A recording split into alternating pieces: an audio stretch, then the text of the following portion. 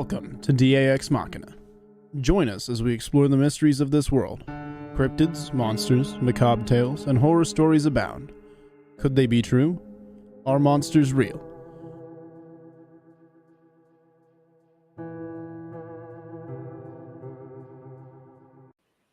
Good evening, folks, and thank you for joining us on another edition of Ex Machina. We got the partial house full tonight. Robbie Rip Rains is here, and Kerry Pocket Doc Davis back after a long absence.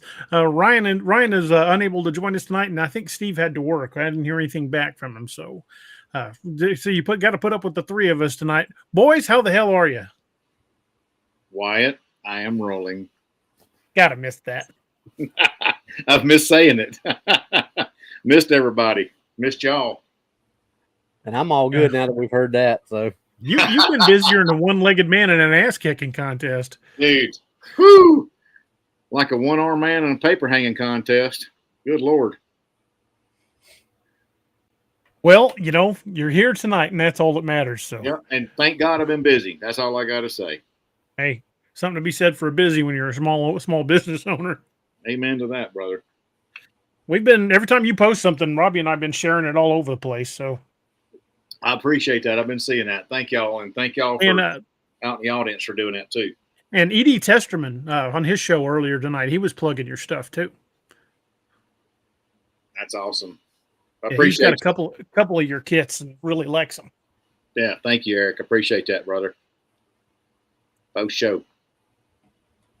Man. I'm just thrilled to death to have Doc back in the house. I'm thrilled to be here. If I was any happier, I'd be twins. Boys, I've needed to hang out. We need to get Doc's computer fixed so he can play Bigfoot with us. I know, man. I need to take that damn thing in. Good Lord. Whew. Yeah, because we were talking about the a couple of shows that people really want us to play that again. I just gotta make the time. Honestly, I'll probably have to just drop it off at the shop one day on my way to my shop. So, yeah. Lord have mercy. I don't know about y'all, but it's about 11 million degrees here in Missouri today. Hot and humid, and the AC in my office is just not keeping up. Get a case of Tactical Feel Squishy Butt.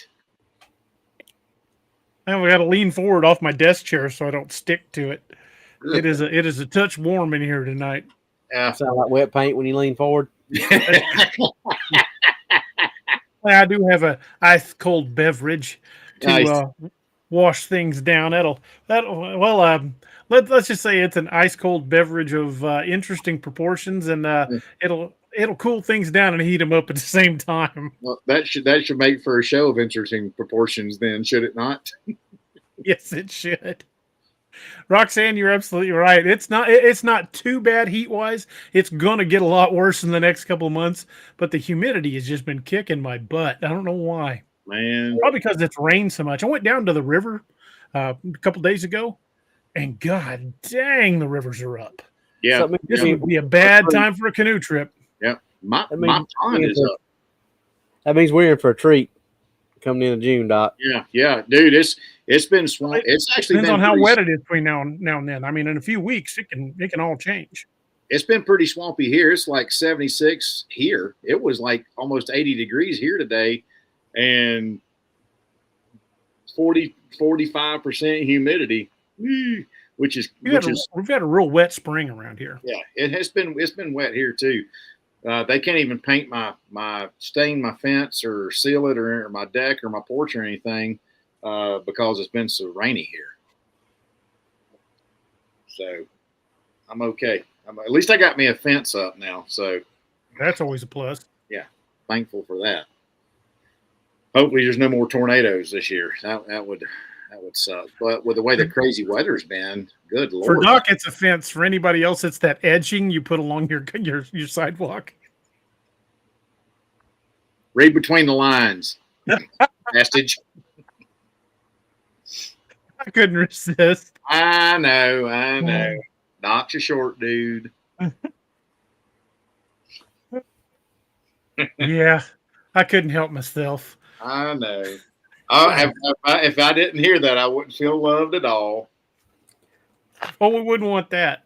No, I gotta feel the love. That's for sure. It only bothers him a little bit. It's like that, like in the Magnificent Seven when Vincent D'Onofrio, he's like, "Yeah, I'll say a prayer for you. You know, a little prayer." Like, the greatest line in that movie was Chris Pratt. I think that bear was wearing people clothes. Yes. Oh Lord, I just watched that the other night again. That's a great movie, man. It'll only bother you for a while. Thanks, Noah.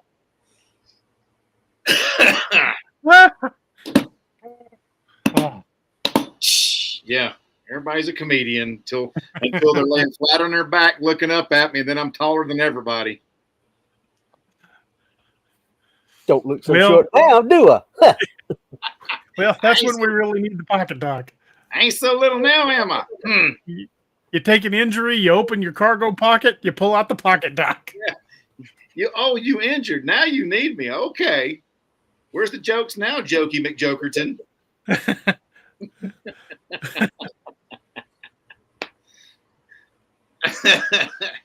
Oh my God. Well, we're starting. Topic? What topic? We ain't got a topic. Is there a topic? I don't know. We don't need no thinking topics. That's We don't right. need those thinking topics. The three amigos are riding again. Or the Three Stooges. The argument could be made either way. Depends on how you look at it. Yeah, Well, Doc has to be Ned Niederlander. He's the little one. that's correct. So who's Dusty Bottoms? Well, Diaz one talking about being swamp ass over there, so He's Swampy Bottoms. We got a super chat from Kim Anderson. Hey, we appreciate that. Thank you so much. yeah. Thank you, Kim. You're awesome. Lord have mercy. Well, we do have a topic, and it's a good topic too, which we will eventually get to. The topic for tonight is Bigfoot, Dogman, and the Hollow Earth theory. And we're not talking about, the theory that the entire Earth is like a big empty egg with this whole other ecosystem in there. Because really, when you think about the way planets work, that doesn't make a lot of sense. If there was another sun inside the Earth, it would basically cook everybody on the interior because there's no way for the heat to dissipate, and there would never be nighttime. But a network of massive underground caverns, that is something that's entirely feasible, especially when we take into consideration that they now believe that the Mammoth Cave system runs from Maine to southern New Mexico and maybe even farther. And where was the cave in Missouri that they put the radioactive dye in, and it came out 6 months later in Alaska? That went into a fresh spring in Bennett Springs, Missouri, about 30 miles from here. That's a fur piece. That is a fur piece. Yeah, that's a piece of ways for sure. That's a a little 2 more or 3 day than drive.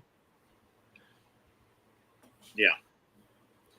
Yeah. So, to clarify what DA is talking about, if anybody out there has watched, the new Godzilla movies, we're not saying that it's like that there's just, you go, a couple 100 miles through a crust and all of a sudden it opens up into this whole new world. That's not what we're talking about, but more like a honeycomb, for lack of a better term. You've got all these tunnels and spaces and things like that. You might have some of these big things that open up into really big caverns. And, we talked about this one time before. If you've got a cavern that the roof is hundreds of feet high, that can support some pretty big life forms inside that. They found those caves in Vietnam and Malaysia that had their own ecosystems. Yeah. Yep. Which, like we've talked about before, exactly what Jules Verne wrote about. And with bioluminescence, they don't necessarily need sunlight. No, because it does the same thing. But That's the exact same question that they said. Well, there's no life at the bottom of the Marianas Trench because there's no sunlight. Well, they've done proved that that's bioluminescence. There is life down there. Yeah, Yes, bioluminescence. That's categorically false because there is due to submersibles. So, I mean, I think great. Go ahead, Doc. I think that's entirely feasible. And also, from everything we've heard in the past from other studies, like that geology team, that college geology team, that they were chased by creatures. They went down further than anybody else has before. They come up. I believe they come up the surface to like the next state over. Yeah, they replenish. They would come up and replenish supplies and all this kind of good stuff, so they can, still survive. Because I mean, let's be honest, certain things are not. There are food sources, but if we look at these big, massively muscular, just dense creatures, their caloric intakes they're going to require supplementation. So it would stand to reason they'd have to come to the surface, would it not? Mm-hmm. At least stock the larder once in a while. Correct. Yeah, that's what I'm saying. Absolutely. Yeah. So I mean, if you look at just like we said before, just look at nature, look at what we've already discovered. That stuff already gets proven once you start looking at that. Because just 30 years ago or 30, 40 years ago, they were saying what we're talking about the bottom of the ocean. Nothing can survive down there. There's no life. Then Too much pressure. When our technology catches up and we can actually get down there and look and see, lo and behold, there's life down there. Who knew? Caves. Oh, there's no life down there. Yeah, well, and that's one thing we know, that pretty much the only absolute we've discovered in science so far is that anytime somebody says this is absolutely the case, they're not right. That's right. I mean, let's look at bioadaptability. In every environment, even volcanoes, there are living creatures that thrive in that hot environment. So bioadaptability. If there's going to be life in those areas. Yeah, absolutely. Yeah. As what Ian Malcolm said, from Jurassic Park, life will find a way. Yep. Yeah, it absolutely will. I give a big shout out to the folks from Woodwalkers. Looks like all three of them are in the house tonight. Yep, they're all in the house. That is awesome. So, hey, folks, if you enjoy what we do here, definitely check out the folks over at Woodwalkers. I'm going to post a link to their channel right now. Make sure y'all give them a like, share, and subscribe. And while you're at it, double check and make sure Facebook hasn't, unsubscribed you or whatever from our channel, because it's been doing that lately. Also, our numbers are showing that still about 35 to 40% of the people that watch the videos on the regular are not subscribed to the channel. So if y'all would, please take a moment to make sure that you're still subscribed and hit that like, share, and subscribe button.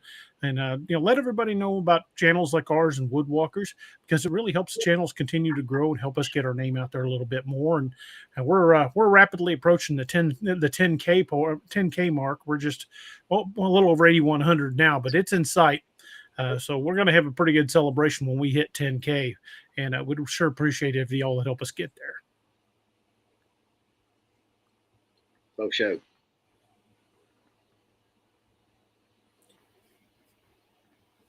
So, Doc, Robbie, how you doing? How you doing? I'm doing good. How you? So,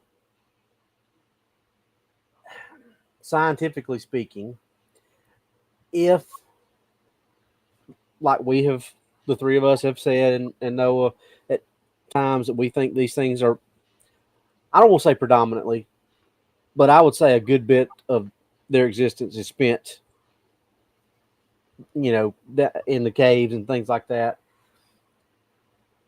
How would, because they would have to have something eyesight wise that has adapted to where they could see a lot better down there. But you hear about all these things that are blind in these caves.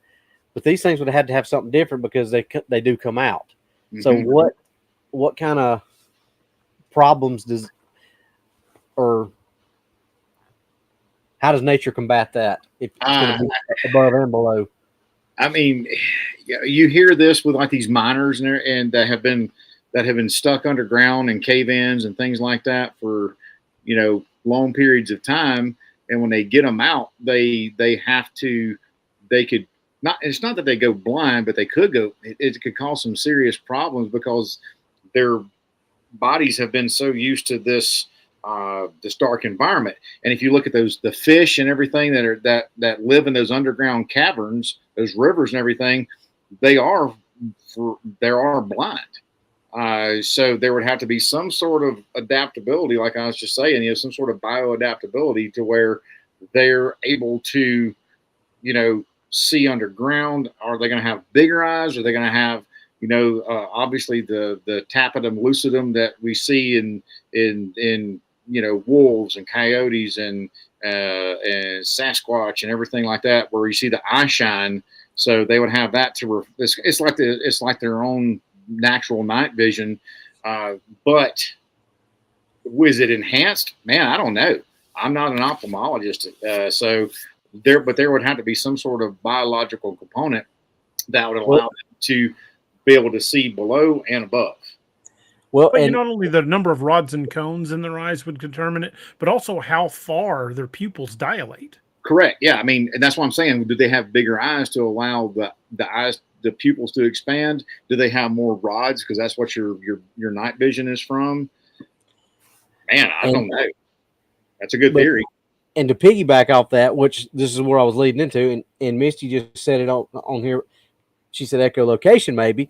Which I was thinking that too. Yeah, I was thinking that too. We've got some new people in here who have probably not heard our theory. Maybe the woodwalkers haven't heard. Do the pop, DA. Do the pop. If my microphone filter will let me, because it tends to filter out loud noises. But years ago, when I was a kid growing up on the farm, I would mimic sounds I heard. I mimicked birds. I mimicked animals. But one thing I kept hearing from the woods behind our farm was a popping noise, and I used to think it was like something hit, like wood hitting. But the more I listened to it, the more I thought it was organic. And I would try going like hitting how you as a kid you thump your jaw and it makes that doot doot noise, or they got that kind of noise. But then I'm like, no, that's not it. And I found that I could, by putting my tongue on the roof of my mouth right behind my teeth and pulling it backwards, but while taking in air, I could make an extremely loud popping noise. And I can amplify it by putting my hands. I don't know if that came through or not. No, it canceled it out. Your noise gate got it. It always does. The noise gate got it. But I can do different tones with it. I can do them in rapid succession. Robbie and Doc have both heard me do it live. And when I did it at our cabin up in the Smoky Mountains, the next day is when I got that track, perfect track right there in the side of the cabin. And Annette has told me the next time we go spend the night in a cabin, I am forbidden from popping my tongue. That's good, Noah. And Kim Anderson had something about the eye shine. The eye shine is relative to this film or whatever it may be in the back of these predators' eyes called tapetum lucidum. And so when you shine a light into their eyes, it reflects off of that. And so that's the eye shine that we see coming off the back of their eyes. It's just like another layer in primitive speak to catch light. So it's a light enhancing. It's almost like like I said, it's their primitive night vision. Like if we throw on a pair of nods, it's a light enhancer. It captures all available light and puts it in those tubes and enhances it so we can see in the dark. And that's what they can see.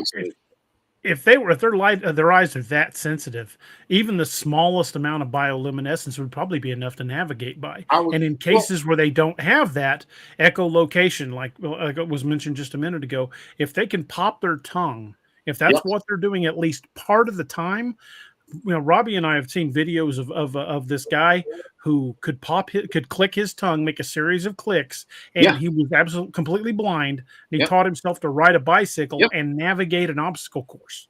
He was on that. He was on that show that Stan Lee and some other dude did, like real life superheroes. Yeah, superhumans. Yeah, and it showed him riding a bike, just big as you please, and navigating. And yeah, and he was completely blind. He was like a freaking bat, man. And so that's definitely plausible. And think about how when we go to sleep at night and the room looks really super dark, and let's say you've got a little, like on my alarm panel in my bedroom, I've got a little tiny little LED light. Well, if I wake up at like 4 or 5 in the morning and have to go to the bathroom or whatever, then it looks like it's like you could land the freaking space shuttle out there. That whole room, I can see everything in that room because after about 30 minutes, your rods kick in. Mm-hmm. You know. Well, let's do a little trivia. A lot of these, you see movies with pirates wearing those patches on their eyes. Yep. Do we all know why they wore those patches? When they went down below deck, so it wouldn't ruin their vision. Exactly. They would wear the eye patches, not because their eyes was out, is when they would go to board ships at night. They could swap that patch over to the eye that they've been using, and that eye that was on the patch was already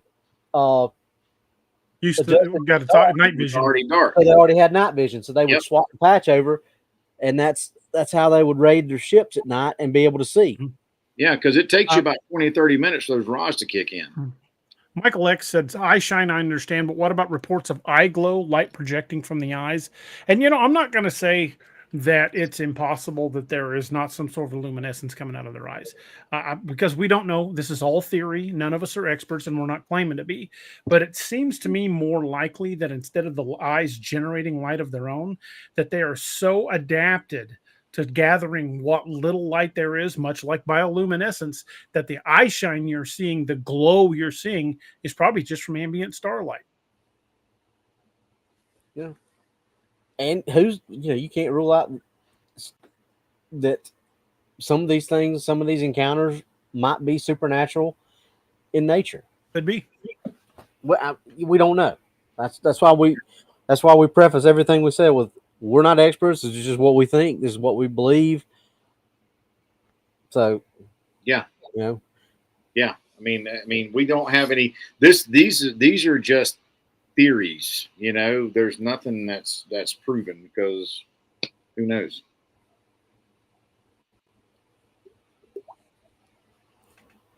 I heard it. Who did it? Did you do it, Doc? Yeah. But. So, if they've got adaptive camouflage, I think we've really thoroughly proven our theory on that. Yeah. Well, look how many independent researchers, guys that had no contact with each other from different parts of the country, have all found hair that had that clear hair shaft. Mm-hmm. So, I think we've thoroughly established a good base or a good basis of that theory. I think we really have argued favorably for the echolocation. I think we've argued favorably that not all the tongue clicks or not all the wood knocks are wood knocks, that some of them are probably tongue clicks too. I think we've successfully. Well, you saw the reaction of all the people at that Bigfoot. Oh, yeah. That's what I did. Pigeon Forge.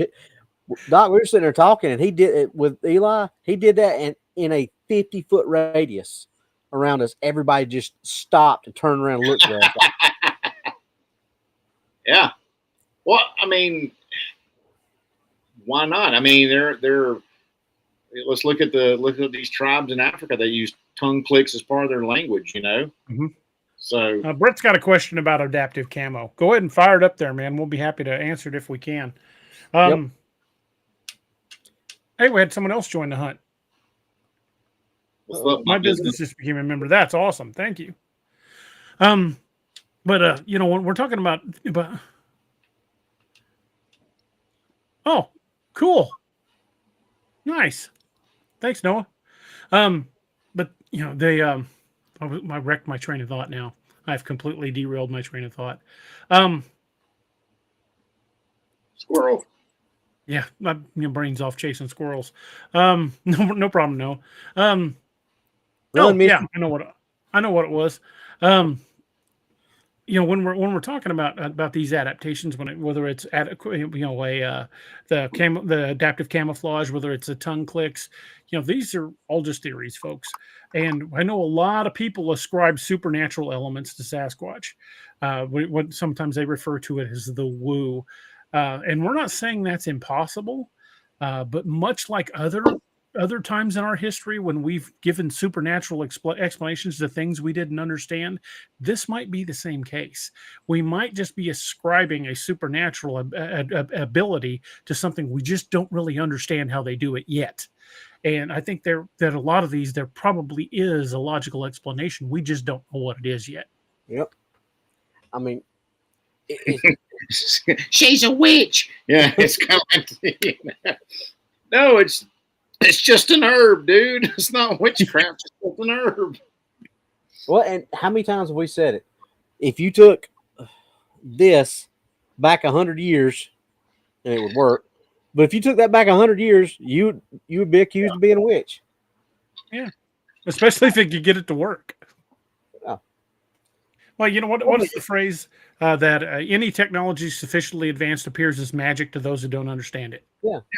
Absolutely. And I'm not saying that Bigfoot possesses advanced technology, that it's just got abilities we don't understand yet. I'm not saying that they're not supernatural. I will not be the guy that goes out there and says that, but here we try to look for non-supernatural explanations. We try to find logical explanations. And to me, be completely honest, the whole cloaking and portal thing seems far more likely that it's adaptive camouflage, especially if you look at that M.K. Davis breakdown of the Freeman film. He's filming a dark male Sasquatch, and it stops in front of a pine tree and just disappears completely. Yeah. Right. And it didn't go through a portal. It didn't teleport. It didn't turn into a puff of smoke. Once it realized he was still getting closer, it starts moving again, and you can immediately see it. And we proved that is something that happens in the animal kingdom with the video of the doll sheep, the picture that we showed of the owl sitting on the branch. It happens in nature. It's already there. How many of us have been deer hunting or rabbit hunting or whatever, and you didn't see that freaking thing until it moved? Yeah, and it's right there in front of you. Yeah, I have yet to shoot a deer that I saw before it moved. I mean, I always see a deer move before oh, there it is. How many people step on copperheads every year? And yeah, I tell you, copperhead's damn hard to see. That's why anytime we're out in the woods, I've got a stick or I wear my snake gaiters, because I have walked right up on a freaking copperhead, and it ain't hard to do. No, I mean, especially if you got a hard bottom flat with a bunch of oak trees and such. Yeah. You can't see it till it's all over but the crying. So you get one in the leaf litter and the trees. Exactly. You may not see it. I mean, people have posted pictures of copperheads, and it takes people time to locate that snake in those leaves. That natural camouflage, that's what it's there for. Unless it moves, that's my point. What do our forward-facing eyes pick up on? We're predators, right? Movement. So unless it moves, we ain't gonna see it. It ain't that it changes color or changes shape. It just blends in so well to the environment. I mean, look at rabbits' hairs. If you pull a bunch of rabbit hairs off when you're skinning, I mean, there's multiple different colors. Yeah. Misty, it's interesting you should mention that. I don't think it's something that they control like a chameleon or a cuttlefish. I think that because of those clear hair follicles, that we've already discovered fiber optics will do this because they're using fiber optics in the next generation of ghillie suits. If you take clear fiber optics and put them in front of a green background, they're going to look green. Those clear hair shafts are behaving just like fiber optics, just like a polar bear's hair. They are absorbing and redirecting the color of the light around them. That's why, and it's not even something that they consciously control. It's just a natural adaptation. If they stop in front of a dark background, they're going to look dark. If they stop in front of a blue background, they're going to look blue. Yeah, because or at least enough to break up their form. Because we've said it before, if you shave a polar bear, it's not Right, polar bear's black. Yeah, and it has to be that Dark way gray. to absorb the heat for it to stay warm. But it hunts on these ice flows and these snowbanks, so it has to blend in with what its habitat is. Because if it's laying there at a breathing hole for a leopard seal or any other kind of seal, and the seal looks up and it can see the polar bear, it's not going to use that hole. So it has to during a snowstorm, a polar bear will hunt with its paw up over its nose. They're smart. Yeah. You can't see me. Just kidding. I'm gonna eat you. Sorry. Yeah, because polar bears are confirmed man eaters. They eat meat. They're not a fruit and berry, fruity pebbles kind of bear. They are meat eaters, and their adaptive camouflage works far better than any other bears. Thank you, Brett. There you go. Thank you, Brett. Thank you for the super chat, and you're absolutely right. Yep. And that's Brett. That's exactly what we're saying. That polar bears have clear hair follicles. Researchers, including M.K. Davis, Doug Hychek, I think Dr. Meldrum's found some clear hair shafts, and it's not all of their hair like on a polar bear. Every polar bear hair is got a clear shaft. These are interspersed among a Bigfoot, among other like brown or whatever color they happen to be, their natural coat color. They're interspersed enough throughout the coating that when they step in front of a background or into a background, it picks up those highlights throughout the fur and breaks up its outline. It's what adaptive camouflage is for. Hey, Robbie. Thank you, Shadow Gypsy. Interspersed means spread out. Got to explain it to him. Thanks, little buddy. I'm just messing with you, man. Dude, we ain't done this in a long time. Do you have to stand up on? Do you have to stand up on your phone book? I'm actually sitting on 2 phone books and a pillow right now. So if Ken was here, his little short butt would be giving you hell. So it's my job. I know.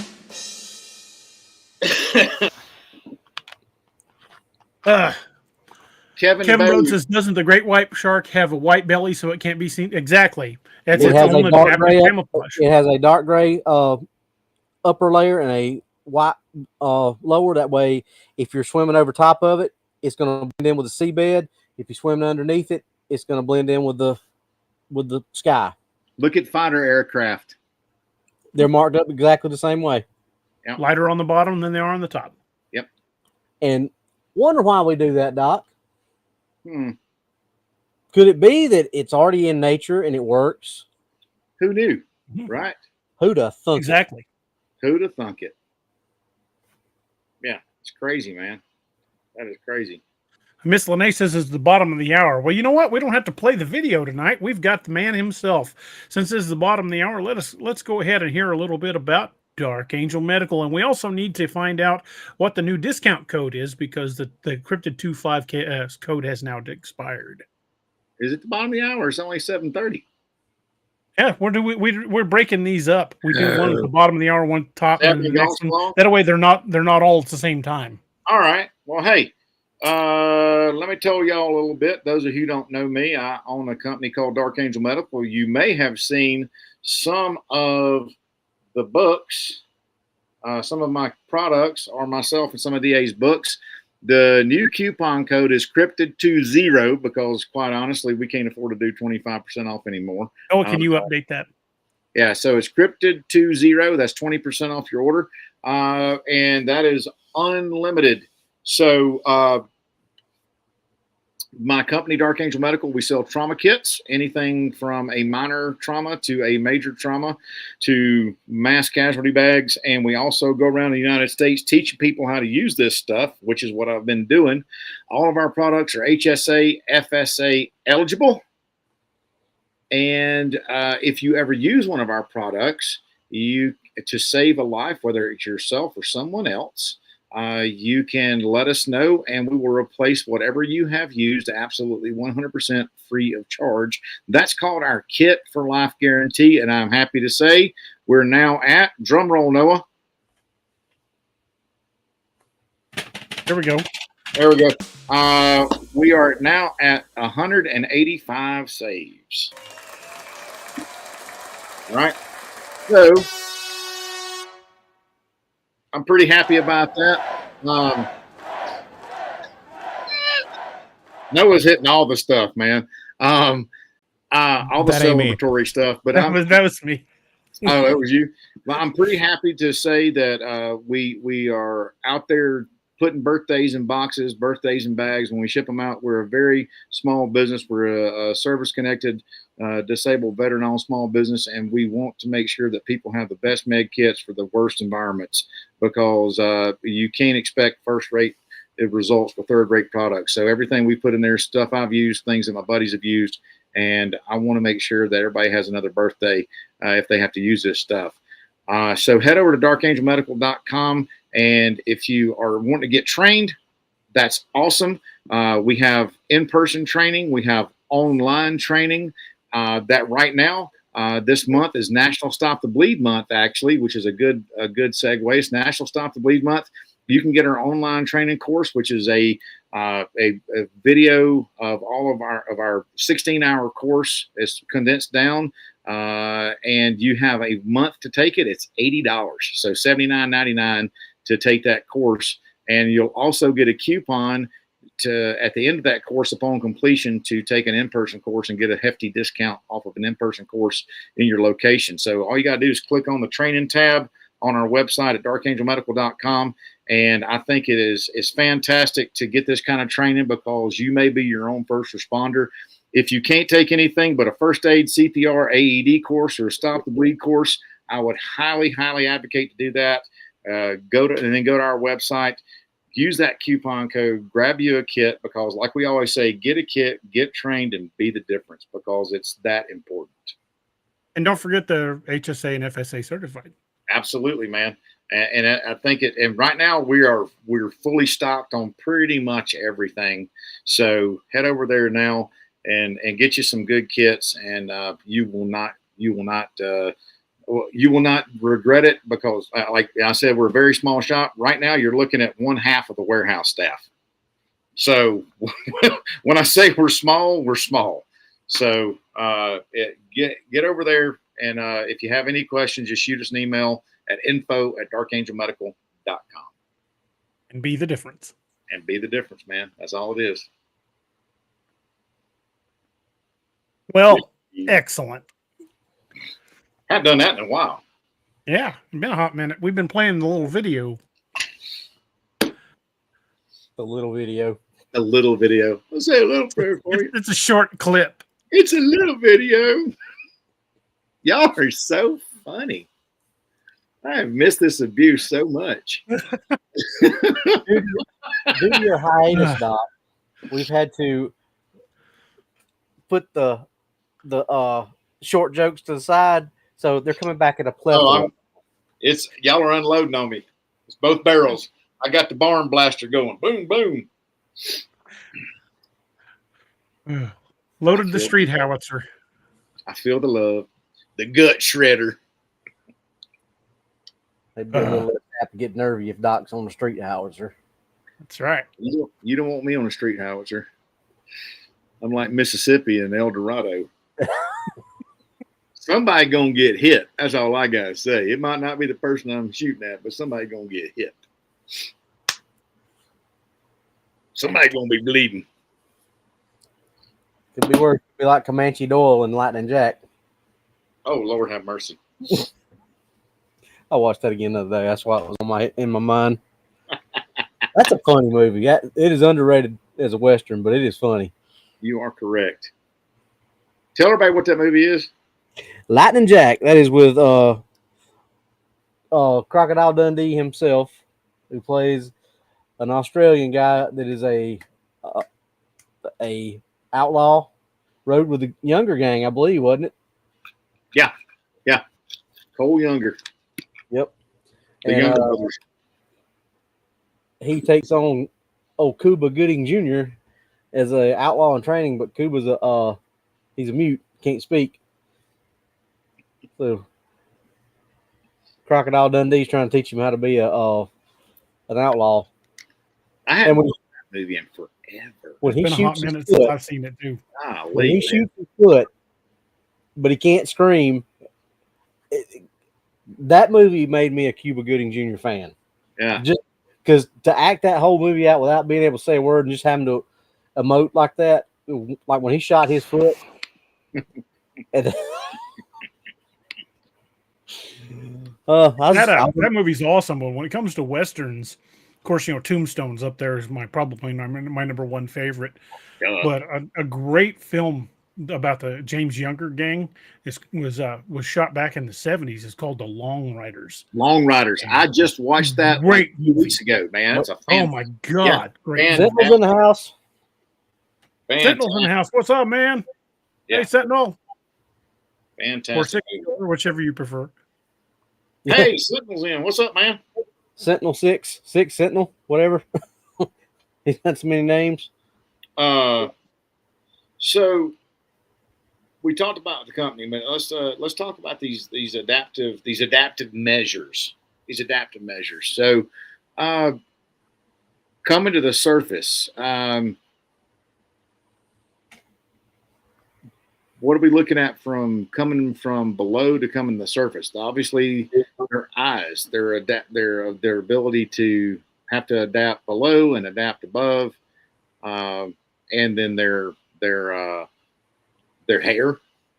What else? I mean, as far as movement, I mean, why don't people see more tracks in areas where there's been known sightings of them? I bet that their feet, and I can't back this up with anything other than just got a wild hair up my butt and I'm taking a big guess. I'm speculating completely. I'm no expert. Don't claim to be. Never will. But what if their feet have a similar property to like how elephants' feet kind of cushion out? If that helps obscure their tracks, or that if that mid-tarsal break allows them to walk more on their toes and the ball of their foot, the heel of their foot, I mean the front part of their foot, and also but it would also make their tracks much harder to identify. Yeah, I mean, and the only way we can really see their tracks, because Robbie, you're a tracker, so the only way we can really see their tracks if it's in mud or what we would call a track trap. Yeah, track trap, and so. But what I'm thinking about this too, what about movement through the trees? That's a possibility. But and two, there have been lots of accounts of people reporting them. We had that video of them of this. I can't remember who it was. That couple, or somebody DA. They had video of something up, 2 of them up in trees on their property. That was Jesus Payan had that video. Yeah. Okay. Yeah. Yeah, there was definitely something in that treetop, and when it wasn't moving, it was almost impossible to see. Correct. So, Robbie, what's your theory on that, man? Well, and if they are spending a lot of time in these caves, I'm sure they're not walking on nice, soft leaf litter and things like that. They're walking on rocks and things like that. So I would assume that there's a lot of calluses built up on the bottom of their feet. Yep. And so it's basically like shoe leather. Yeah. The bottom of their feet are like shoe leather. So if they're used to walking on stuff like that, when they come out and walk, I'm sure they can step lightly, even as heavy as they are. So that's why we have so few tracks that we have, is because they know how to walk. I mean, Sentinel, thank you for the super chat, brother. Thanks, Sentinel. Damn, thank you, Sentinel. I think they know how to walk. I think the tracks we do see are the occasional mistake, or the younger one that doesn't know what it's getting into or what it's doing, or it just happens to where they have to go is just happens to carry them across a spot where there's just no other alternative. Right. Where I found that track outside our cabin in the Smokies, there were multiple other tracks near it, but they were only partials, like where it had been digging in. And I don't think it intended to leave a full track. That area where I found it, it had been raining. The ground was soft, but it was rocky. And it was on about a 45-degree incline. I mean, I could barely get to it without falling down the hill. So I think it at one point it was digging in with just the front part of its foot, and then probably lost its balance and put its entire foot down. Because that's why I only found one pristine track. The rest were just partials. Think about that track trap that we found at Joe Ball, DA.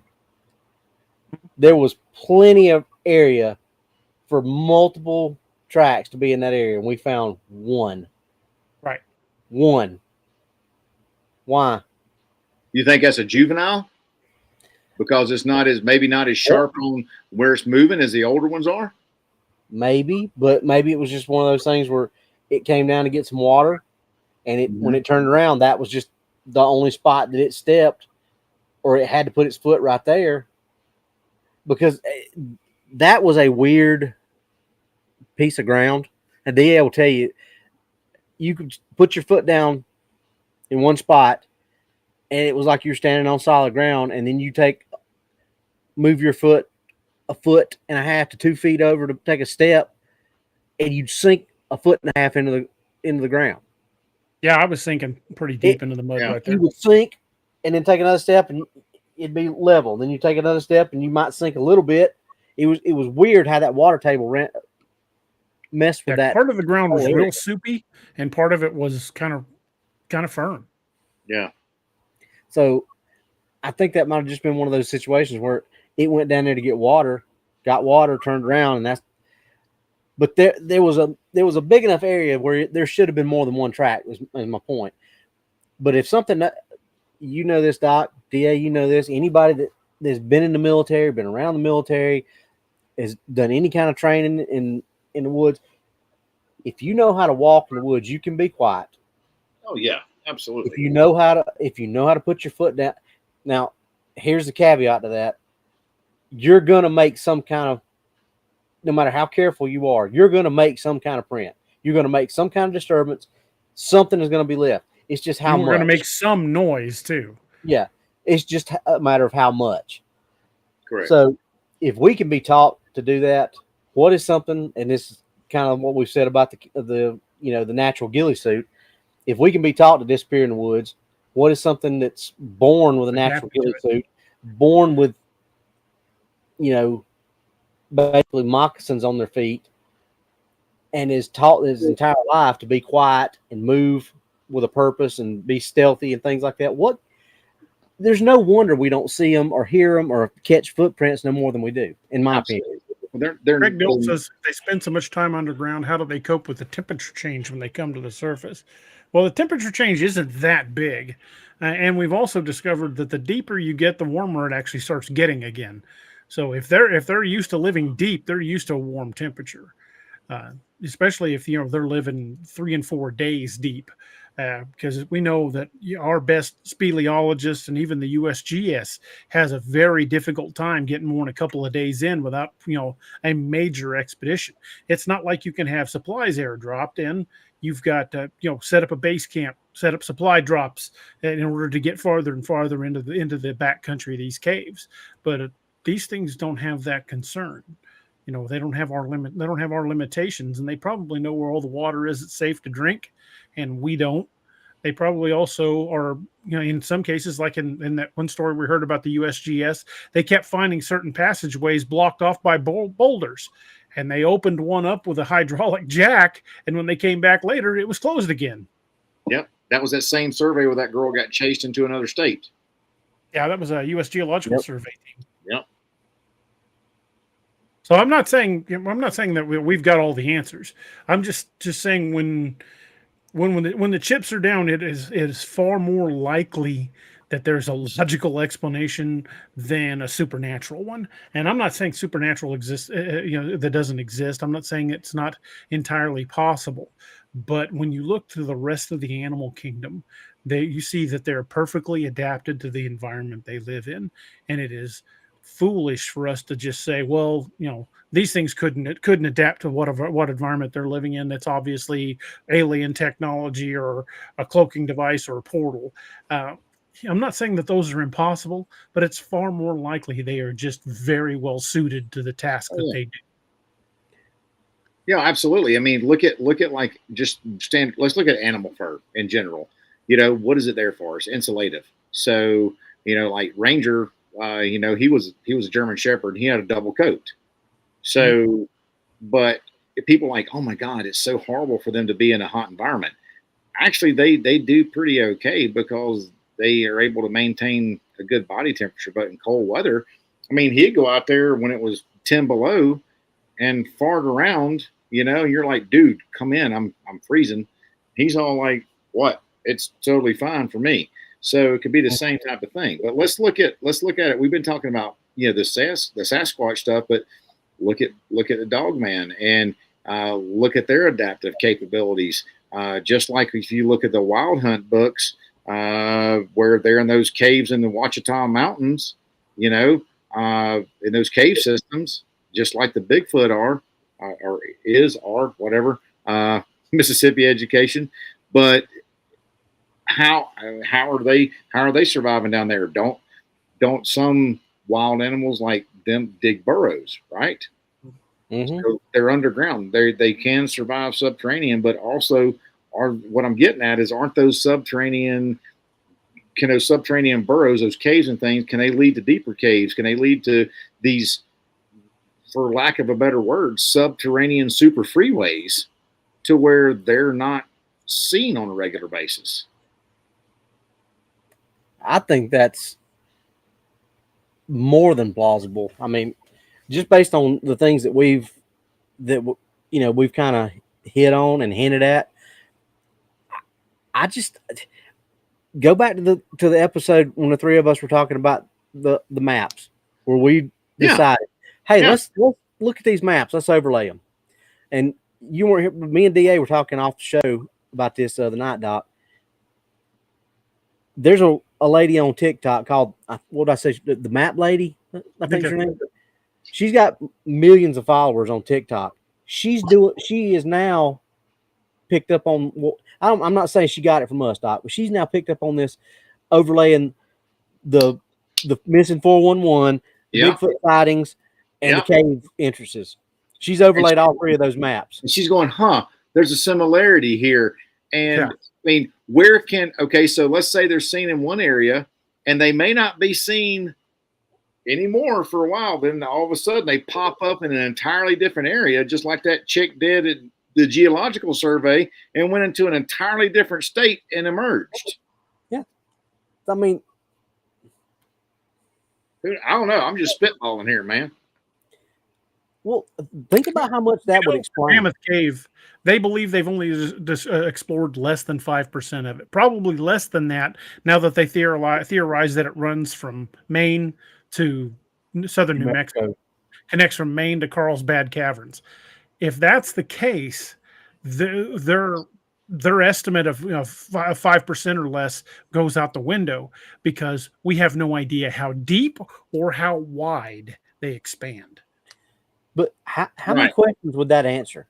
If that was the case, how many questions about these creatures would that answer? Right. It would provide a lot of information. Yeah. And I don't think it was an accident that the National Park Service was set up not only in these wild areas, but areas that were rich with caves. Yeah. Exactly. I think that's an accident. Yeah, because most of the cave systems, the big entrances, are in the national forests. And what did we discover? That it's just in the national forests alone. We're not talking public use areas. We're not talking game preserves. We're not talking state parks. National parks alone, there's like 88 million square acres set aside. Well, yep. How much hiding spots are there? Let's be honest. Well, just here in the Missouri in Missouri and Arkansas, the Mark Twain and the Ozark National Forest, that's 5 million square acres between the two of them. And I can tell you, there are parts of the Mark Twain that no one's ever been. Right. There's still plenty of virgin forest in the United States. Oh, yeah. Plenty, and they're like, unexplored, untapped. And so, I mean, it's rife with wildlife. Absolutely. Miss Lene had a good question. She says, do you believe the underground rivers, lakes, and or oceans also connect to these cave systems? Absolutely. Absolutely. Yeah. 100%. Absolutely. Michelle Powell says, didn't that expedition find personal belongings? Yeah, 3 days in. This is Sure did. traversing underground. They started finding old tents, old torn up tents, Guns, camping gear, guns, clothing. I mean, deeper than any human has ever been documented to go. Deeper than that, deeper than the equipment that they found Correct. would allow somebody to go. Correct. Yeah, but as far as I know, that basically got once it got reported, USGS was like, nope, never happened. Well, and the funny thing is, they even found vegetation from the surface down there. Yeah. You know, stuff that had been vegetation up top down there. So that was crazy. Yeah. But there again, that just adds to our pile of stuff that adds up. Hypotheticals. Yeah. Our hypotheticals that we have. 257 said, we had a small cave near my house on Table Rock. Missouri is riddled with caves. It is completely riddled with caves. And when you throw that in, let me see if I've still got the image. Let me see if I still got the image. So is Colorado. If you throw that in, this is Smiddle Cave here in Missouri. It's the 5th largest cave in Missouri. And I know for a fact that the Missouri state government threw the Smiddle family off their land to basically do this to this cave over supposedly bats. If you look at the state website, it says that the Smiddles generously donated the land. I know that's bullshit. As I talked to them before the state took the land, there was a big legal battle. Yeah. You don't need that to protect bats, and you certainly don't need something large enough for this to hold just people out. You could have put up chain link to keep people out. This thing could stop a truck. Go back to that other picture and show it for scale with that dude standing next to it, DA. Yeah. If it was just to keep people out, it doesn't need to be that big. Yeah. And look at over here on the left side of it. Look at that little spot in the middle, the little square spot. That's the lockable gate. Why do they need a gate that big? That fence is at least 16 feet high. Let's say that guy's when you guys get to Missouri, that's one of the places we're going. Well, let's say that guy's 6 foot. That's at least 3 of him. Wait, we're going there? Yes, we are. Hell yeah, we're going there. In either my truck or if you get in a 4-wheel drive SUV. I am. We'll need a 4-wheel drive because my little Rogue won't make it. Yeah. I've told him I need like a Tahoe or something like that, or Armada or Titan. One of them Tahoes. Yeah. I'll be right back, boys. I'll be right back. Roxanne, yes, Russia did. I believe it's called the Kolya borehole or something like that. They drilled deeper than pretty much anybody else ever had, and they would lower microphones on cables down in there to the point that they got so hot they would melt. And supposedly they had heard weird screaming noises coming from the hole.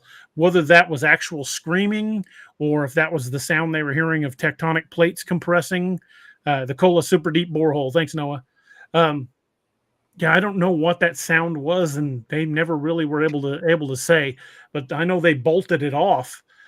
It's not like you can just go up and look down in it now. They've got it sealed with a steel cap.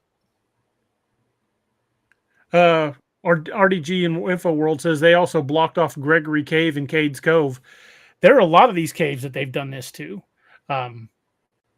It's interesting why, and I know I've showed that picture in the past, but I still don't believe the cover story that's to protect bats. They said that those brown bats that exist in there were endangered, but if you look up Missouri brown bat, they exist in 90% of the caves around the state, and they're in the cave down at Silver Dollar City, and they take daily tours through that.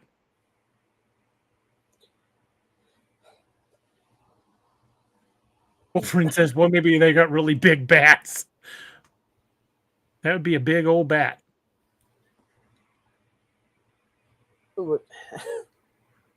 That's not keeping the bats in. Right.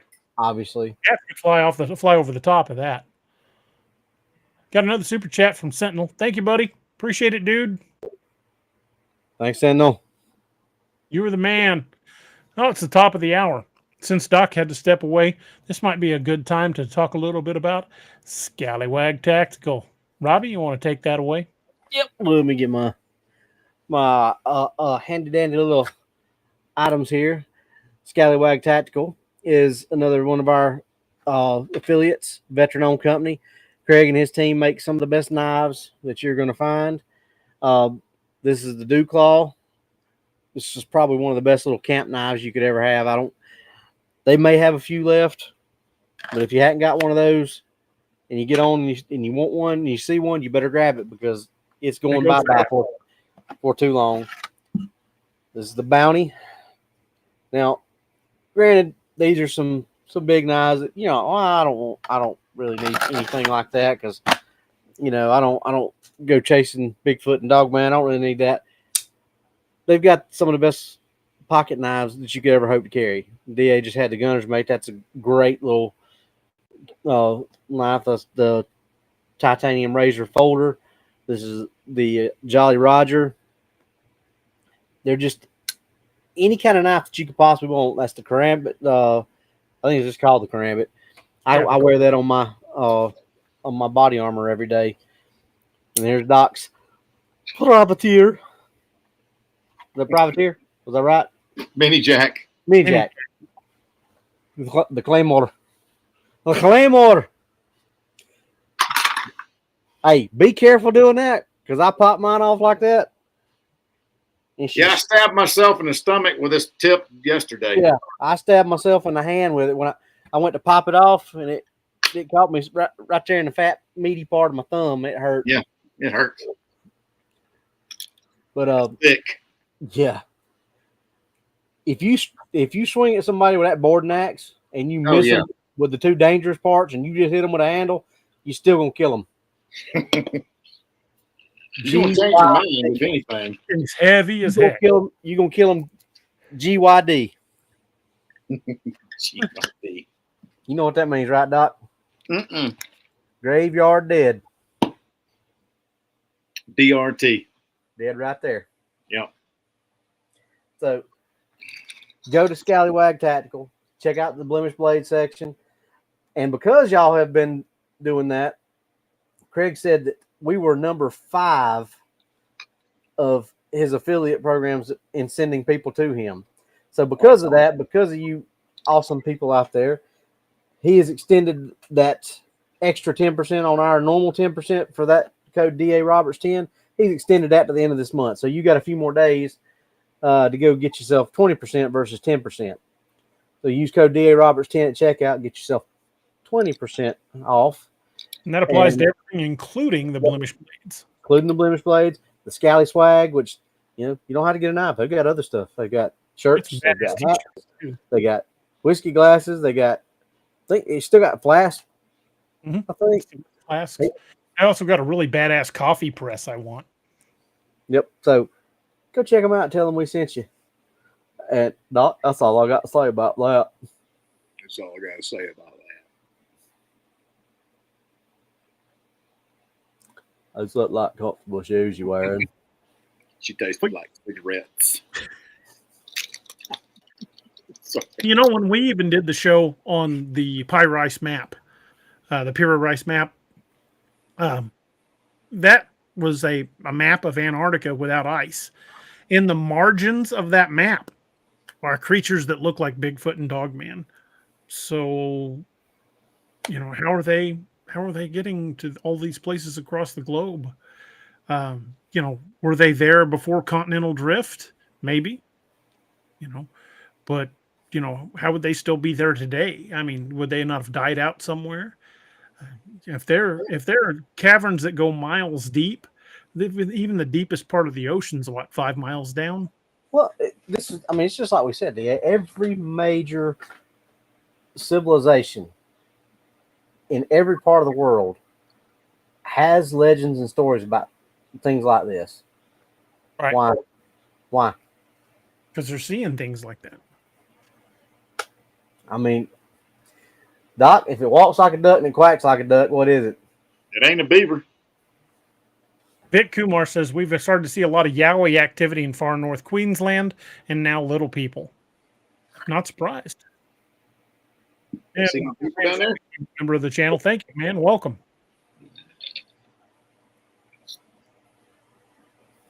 Northwood's on the board. Says my ex's family reunions would be enough to scare Bigfoot and Dogman. Boom, boom, ch.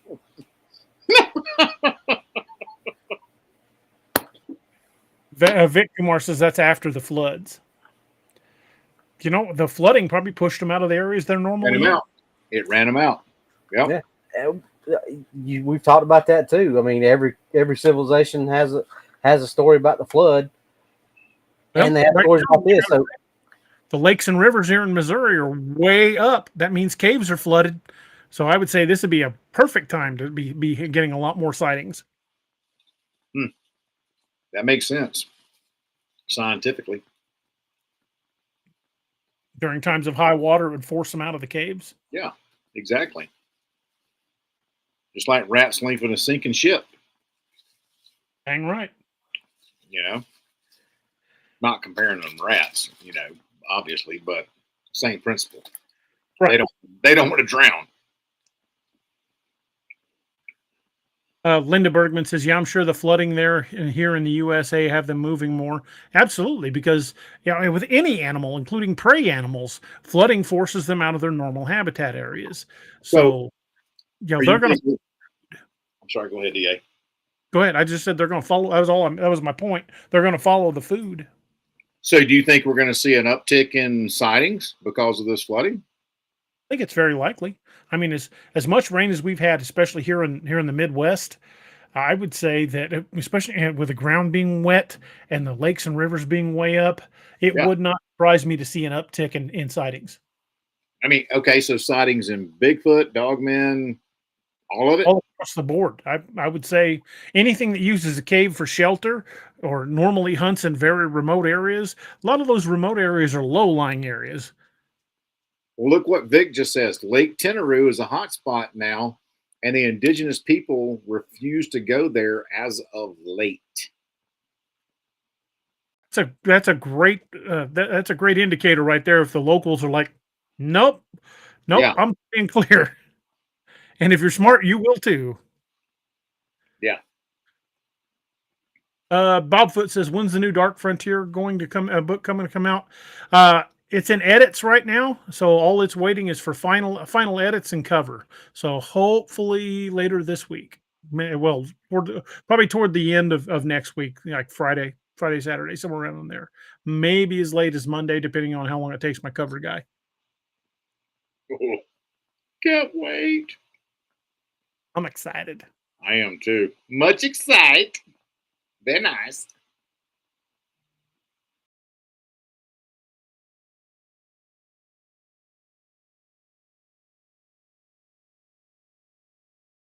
There's something else I was going to say.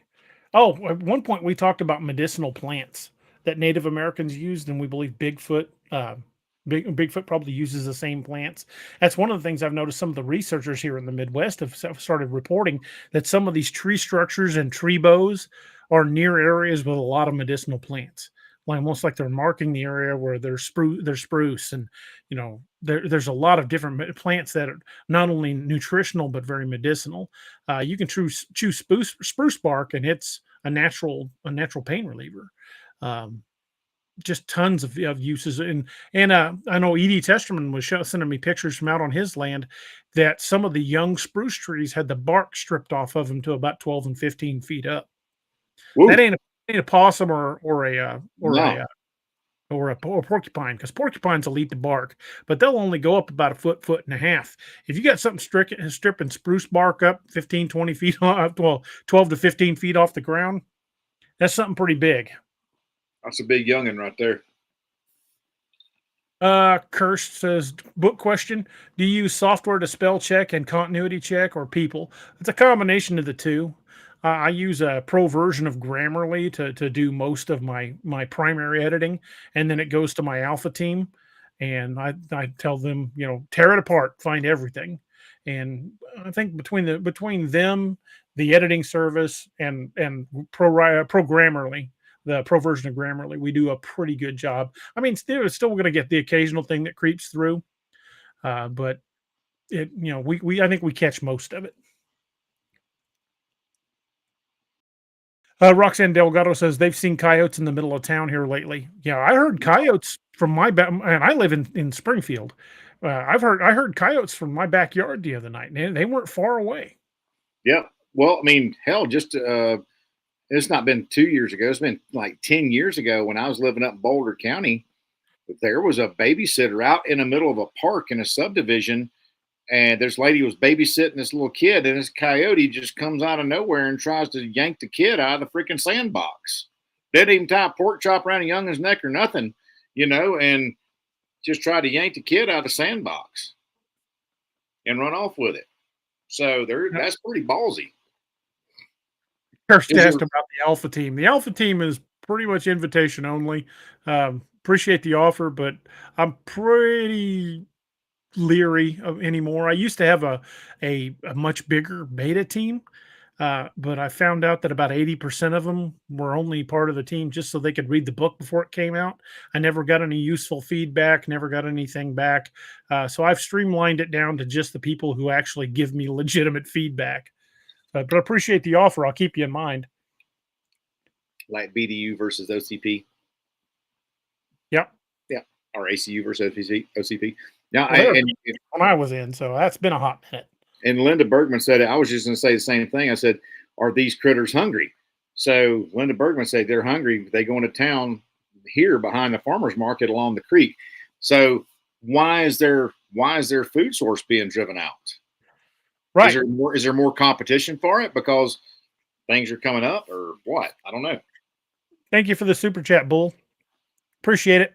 Hey, Bull. Thank you, man. Appreciate you. This Doc's in the house. Good to see you. Wow. Owen Wilson. Wow. Yeah, it's like Owen Wilson just does not fully recognize how much he actually says the phrase "wow." Wow. That's like 80% of his dialogue. I do that to Angie, and it drives her nuts. She'll say something. I go, wow. And that'll be talking to me, and I'll look at her, and I'll just be like sitting there listening to her, and all of a sudden I'll go like I'm snoring. She's like, I hate you. Angie would stab me because she's little, but she carries knives, man. She's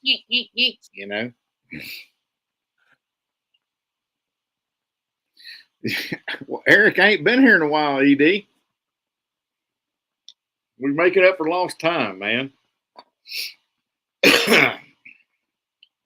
Roxanne asked about the weather. Much like all other game, they're far more active in the spring and fall. We've got the breeding and the mating seasons. I think these big predators are going to be just as active as the game animals, especially when it comes to when the babies are going to be on the ground, because the babies are easy pickings and generally pretty tender. That's nasty. Robbie can't hear you. Are you muted? I think we lost Robbie.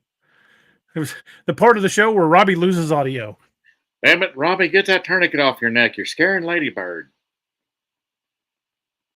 All right, Robbie, be right back. We lost Robbie's audio. If Robbie wasn't my son, I'd hug him.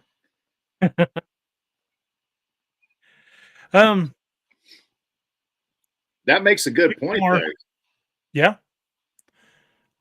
Linda Bergman says flooding here, and they have a cave below our pond, but it's still underwater. A lot of near surface caves, especially ones that have streams running through them, are probably full right now. And that would very much force something out. But it does takes a little bit for that water to recede in those caves. Yeah. Vic Kumar says, I'm originally from Fiji, and we don't have the ape man, but dwarf creatures. They're usually friendly with children, but also have heard of stories of Dogman. In Alaska, they warn the native children about the little creatures, that children go missing all the time because of these things. Philip Coyle says, side note about the hall. Robbie, are you there? Can you hear me? Yep, Oh. we got you. Philip Croyle says, side note about the hollow earth, even the Bible supports it. When Jesus laid down his life, he entered the deepest part to fight death, one, and split it into two parts. There are so many versions across from lore across the planet where they talk about things from deep within the earth. Not to get religious or anything like that, but just like he said, if you believe in that part of it where it says the fountains of the deep broke open, all that water was somewhere that came from the fountains of the deep. So it stands to reason that if that is the truth and that is what happened, that's why you have all that stuff there, because we pretty much because that water didn't go back where it came from.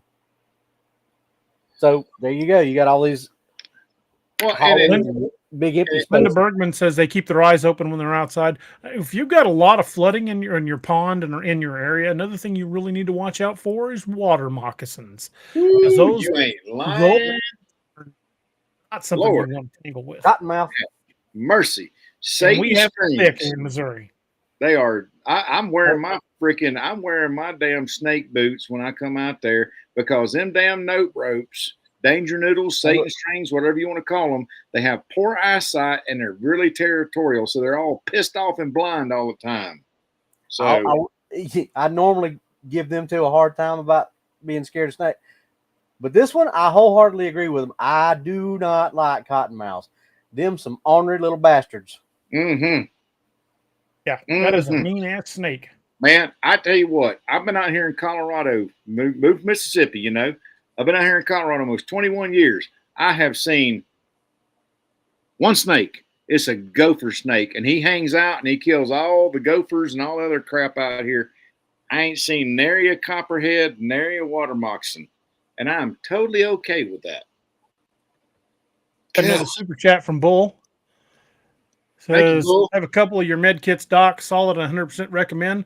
Much better to have than wish you did in an emergency. Safe travels, Doc. Man, thank you, brother. I appreciate that.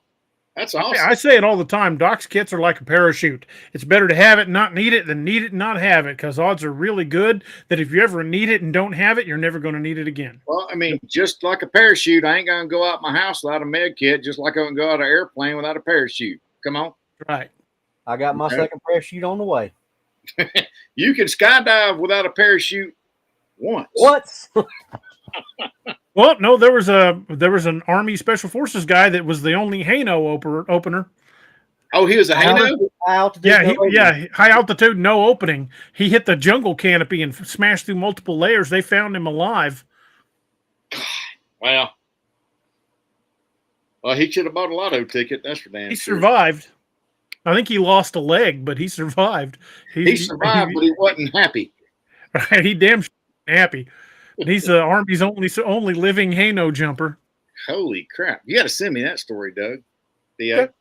I'll dig it out and send it to you. Frank says, Philip, you talking about those children in that village in England?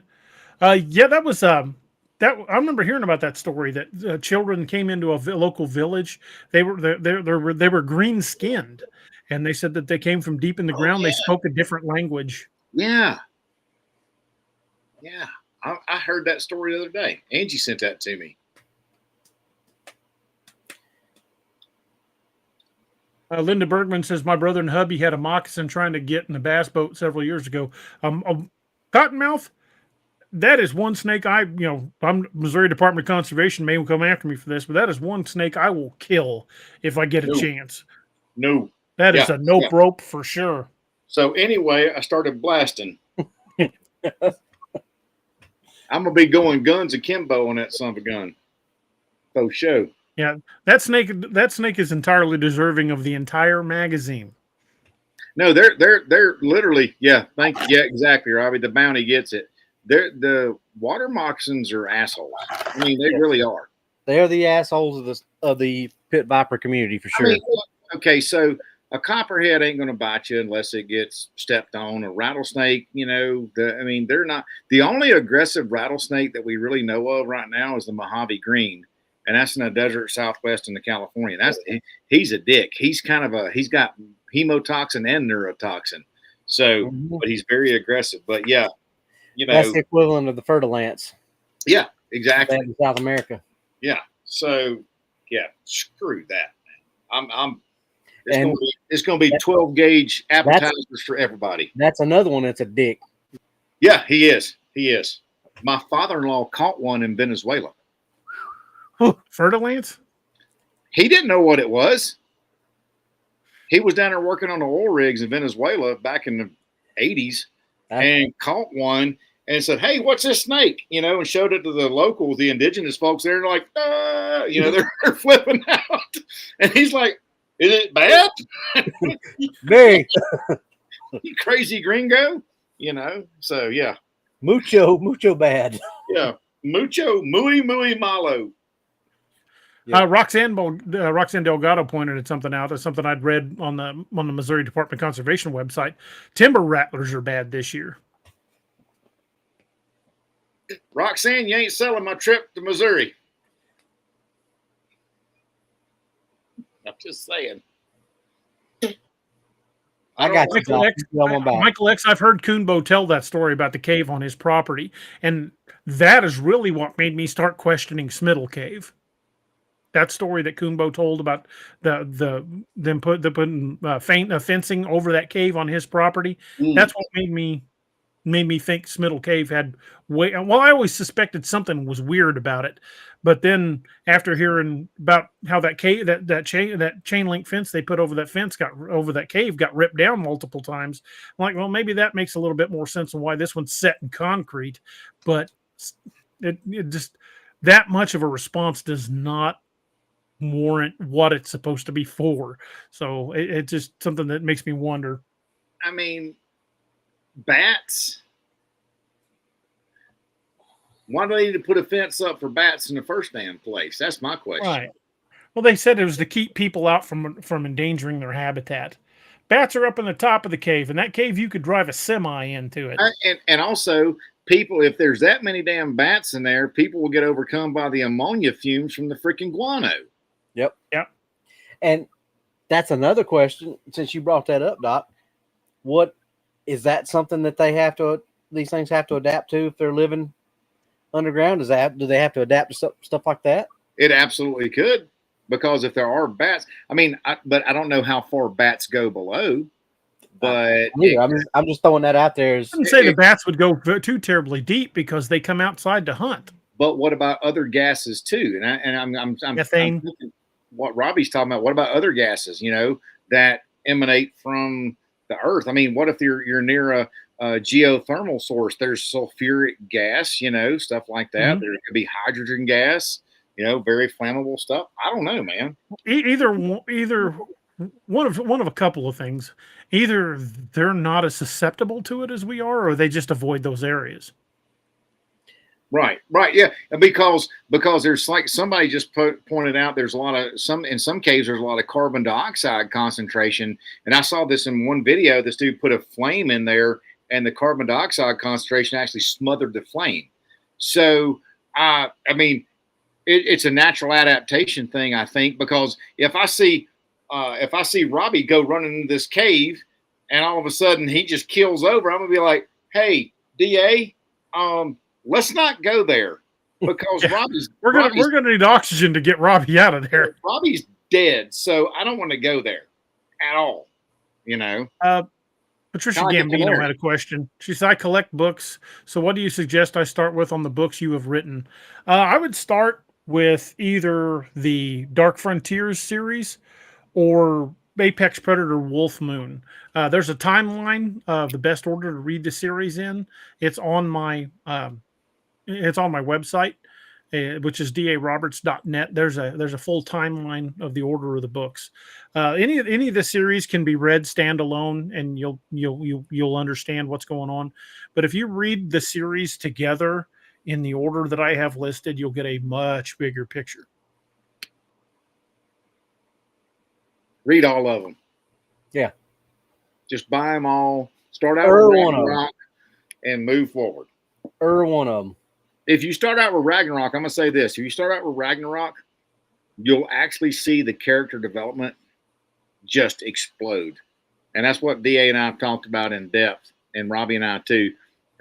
His character development from Ragnarok up into the Dark Frontier series is just crazy good. And I ain't saying that to blow sunshine up your kilt, brother. It's just a fact.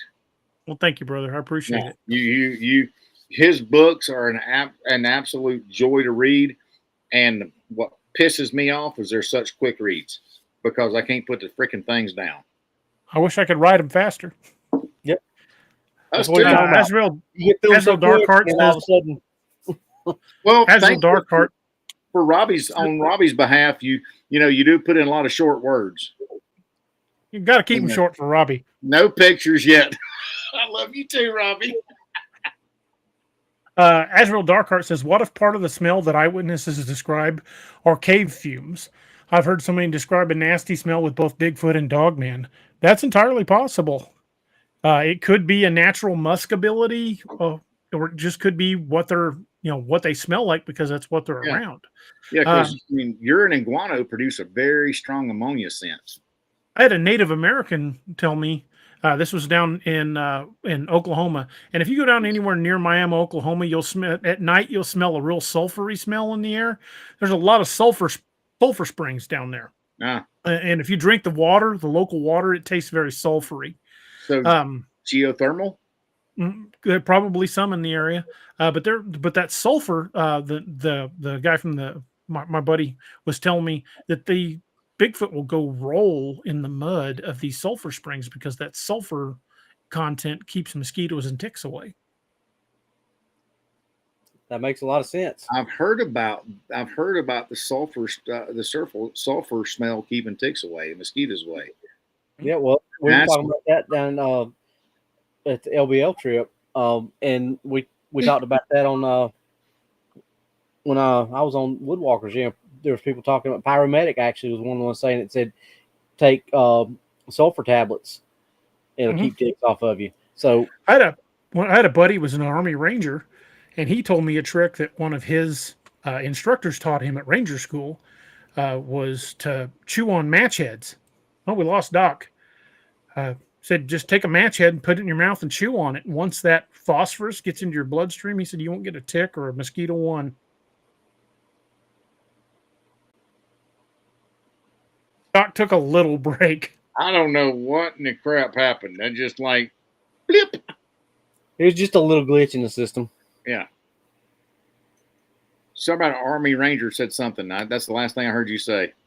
I had a buddy who was an Army Ranger, and he told me one of his instructors at Ranger School told him that if you take matchsticks and chew on them with the match head in your mouth, that phosphorus, once that gets into your bloodstream, mosquitoes and ticks won't touch you. Yeah, and you probably end up with some kind of weird cancer or something. But yeah, no, I mean, But you'll be tickless. yeah, but I mean, they used to give us this freaking permethrin crap to put on our uniforms to treat our uniforms, but they said, "Hey, don't get it on your skin," and we're like, "Why It's not?" going on the clothes that goes on our skin. What are you Dude. talking about? It ate one of my buddy's rubber watch bands in half. I was like, What about the stuff they used to give us for mosquitoes and ticks? That DEET, I know. pure DEET. Oh my God, that stuff Yeah, is horrible for you. When we were in the But desert, it works. they're like, "Hey, take these pyridostigmine tabs for nerve agents," and I was like, "No." How about no? I'm not gonna. I didn't take a single one of them. I'm like, I'll take my chance with the freaking nerve agent. So You didn't. Think about the scene in Band of Brothers where they're getting ready to get on the plane, and Doc Rose handing out the air sickness tablets.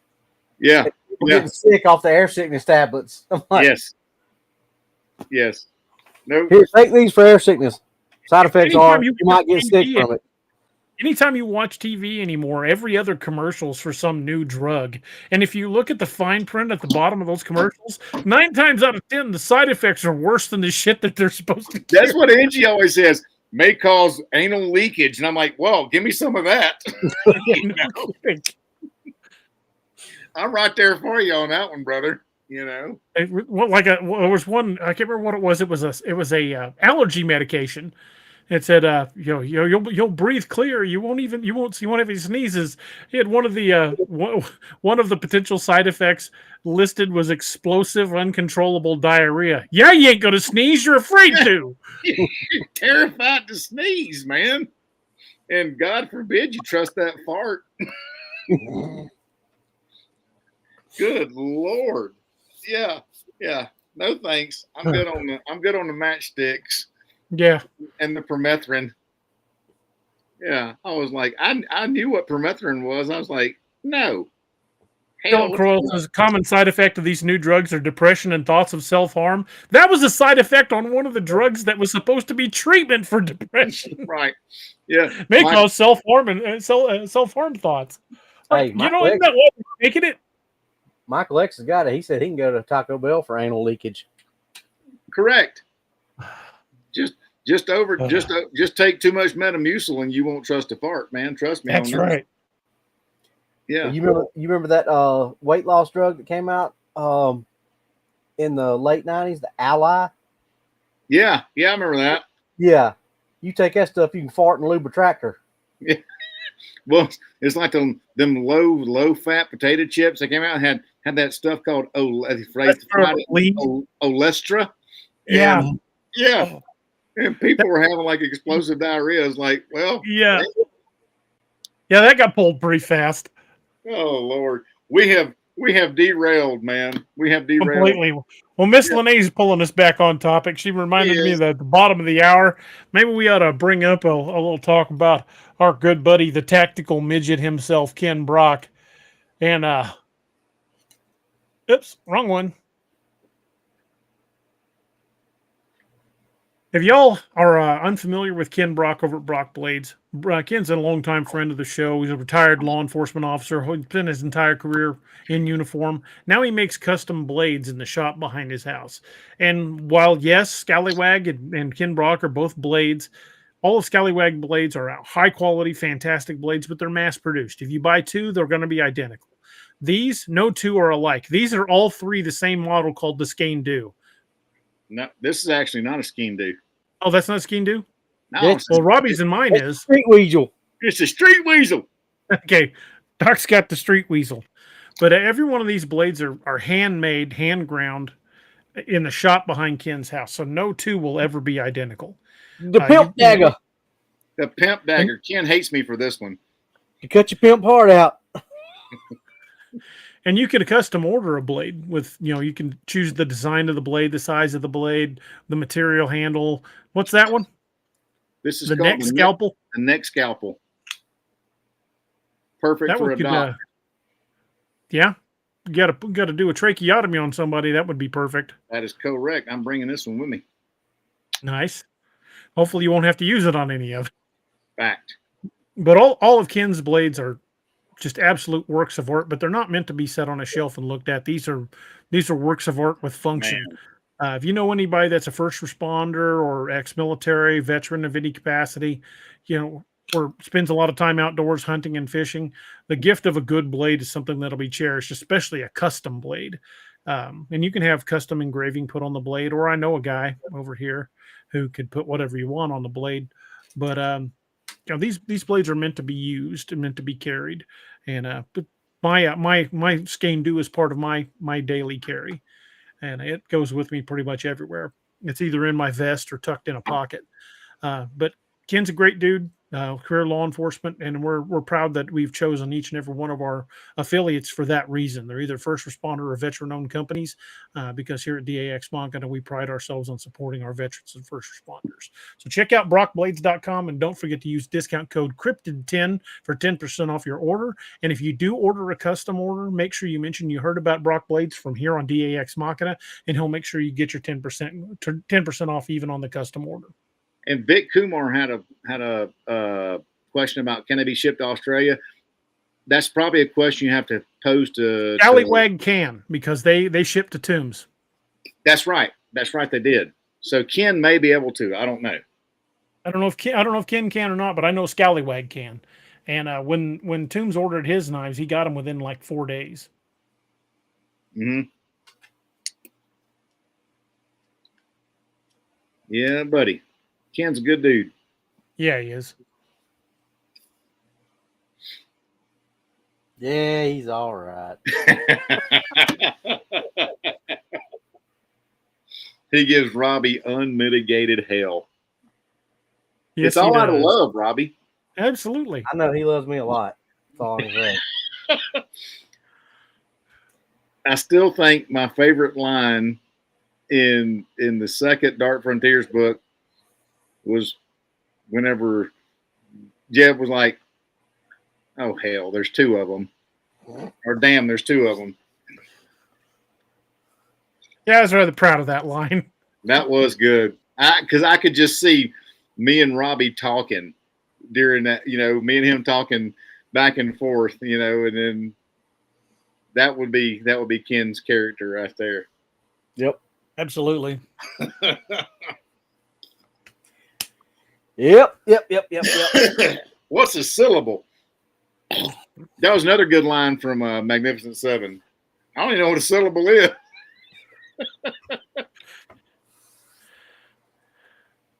Oh, Vic Kumar says, "Boys, I'm cooking a lamb curry. You guys are all welcome over. I wish you's closer.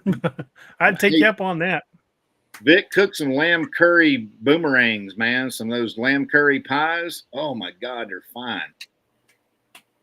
Boys, I saw a recipe for something online that I have got to try. And y'all know how I am about shepherd's pie. Ooh. Shepherd's pie stuffed baked potatoes. I just sent Angie that recipe last night, man. It looks amazing. Does it not? I've got to try that. Make it with Guinness gravy. All I'm saying, DA, is Doc and I will be there June 23rd. That would be a good time for you to try this shepherd's pie Heck yeah. potato stuff.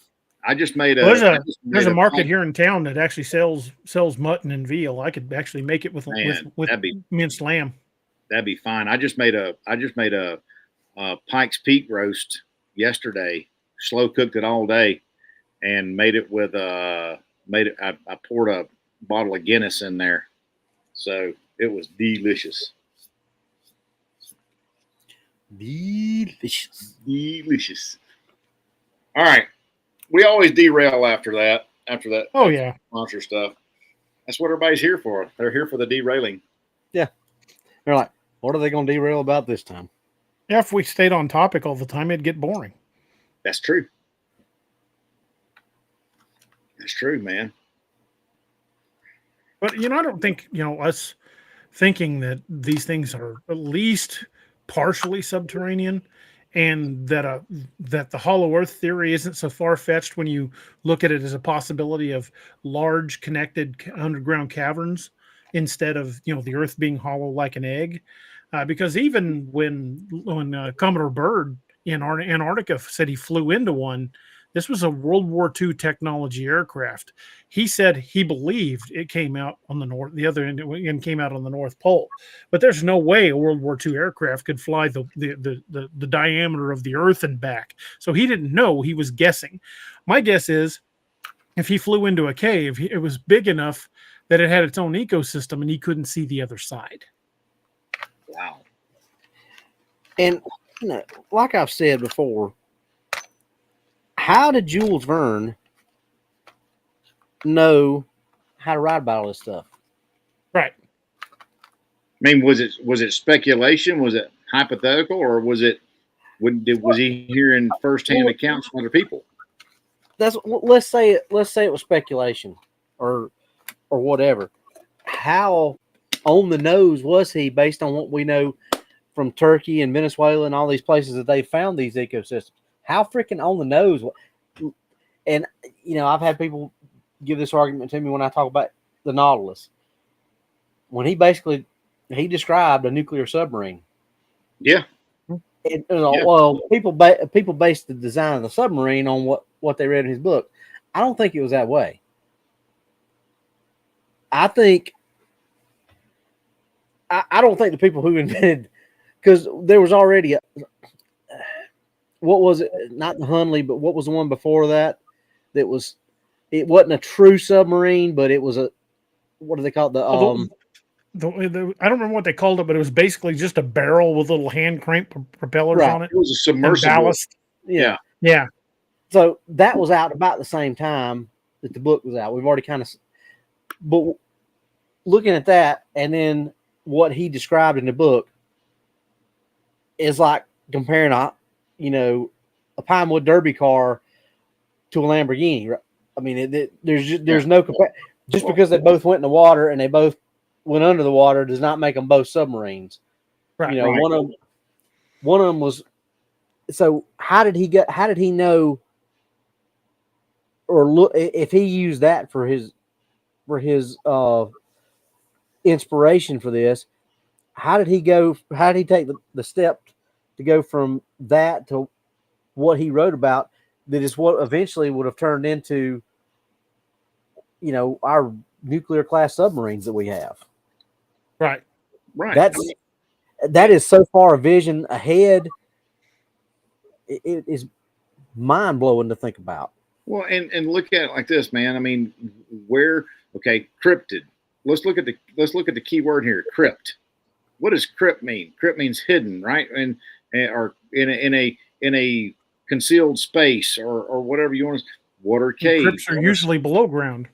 Below ground. So what are we looking at here? We're looking at things that hide below ground, so they're not in plain sight all the time, because honestly, I believe this. They're probably more populous even than we even imagine. There may be huge amounts of these creatures below the surface.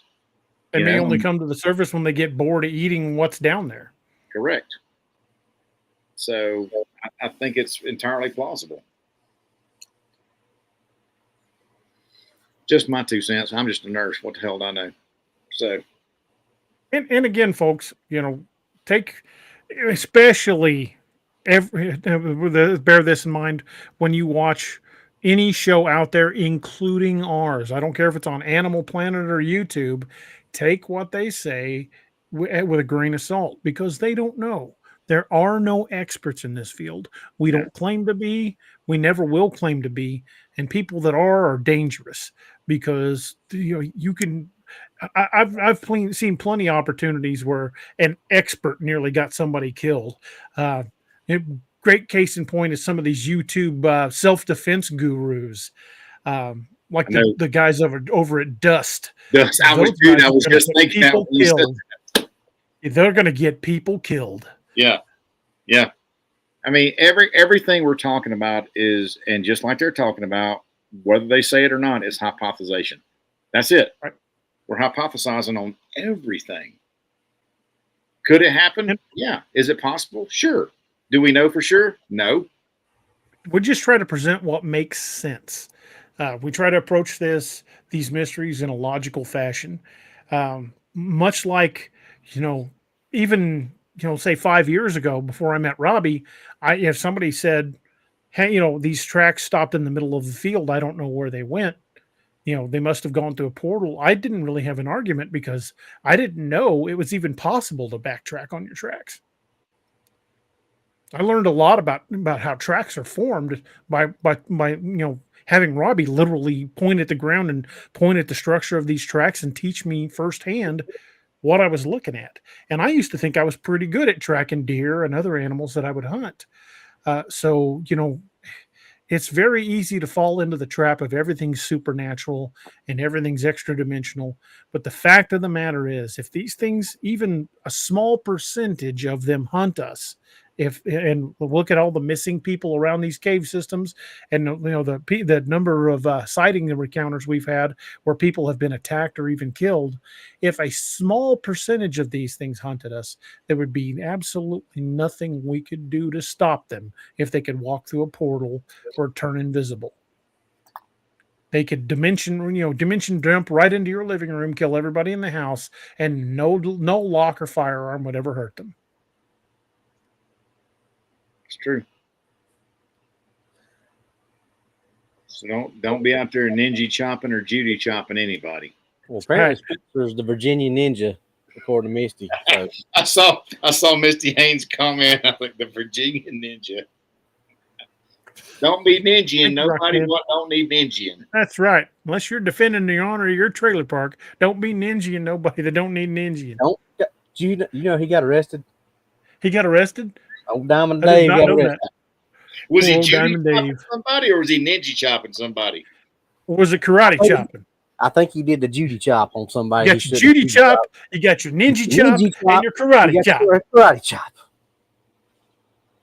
You see these right here? Diamond Dave. If I was to put my hands in my pockets, I'd get arrested for concealing a deadly weapon.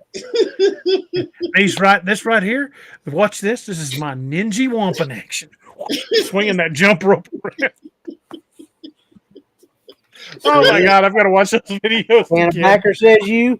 No, says I. Ninja star. I broke Doc. Woo, Lord have Got mercy. the vapors. I got the vapors. Oh, Lord have mercy. Whew. Oh, man, that was good. Yeah, Diamond Dave, man. If you haven't watched the videos, look up Diamond Dave Trailer Park Ninja on YouTube. Prepare to laugh. Oh, man, if y'all don't have a good time listening to us, then I feel for you. Like my daddy used to say, if I don't light your fire, your wood's wet, because we're going to have a good time one way or the other. Whew. Sometimes it don't always work right yonder. Mercy day. Whew. I know. Lord. Oh, don't have a shoot ninja that thing. You know, it'd be funny if we could go back in time, go cryptid hunting with Jerry Clower. Imagine Jerry Clower would be one of those guys that could refer to him as boogers. Yep. Wood boogers. Friends, that thing attacked the Doc up there on top of that tree. Ah, shoot that thing. Doc, I can't shoot up there. I might hit you.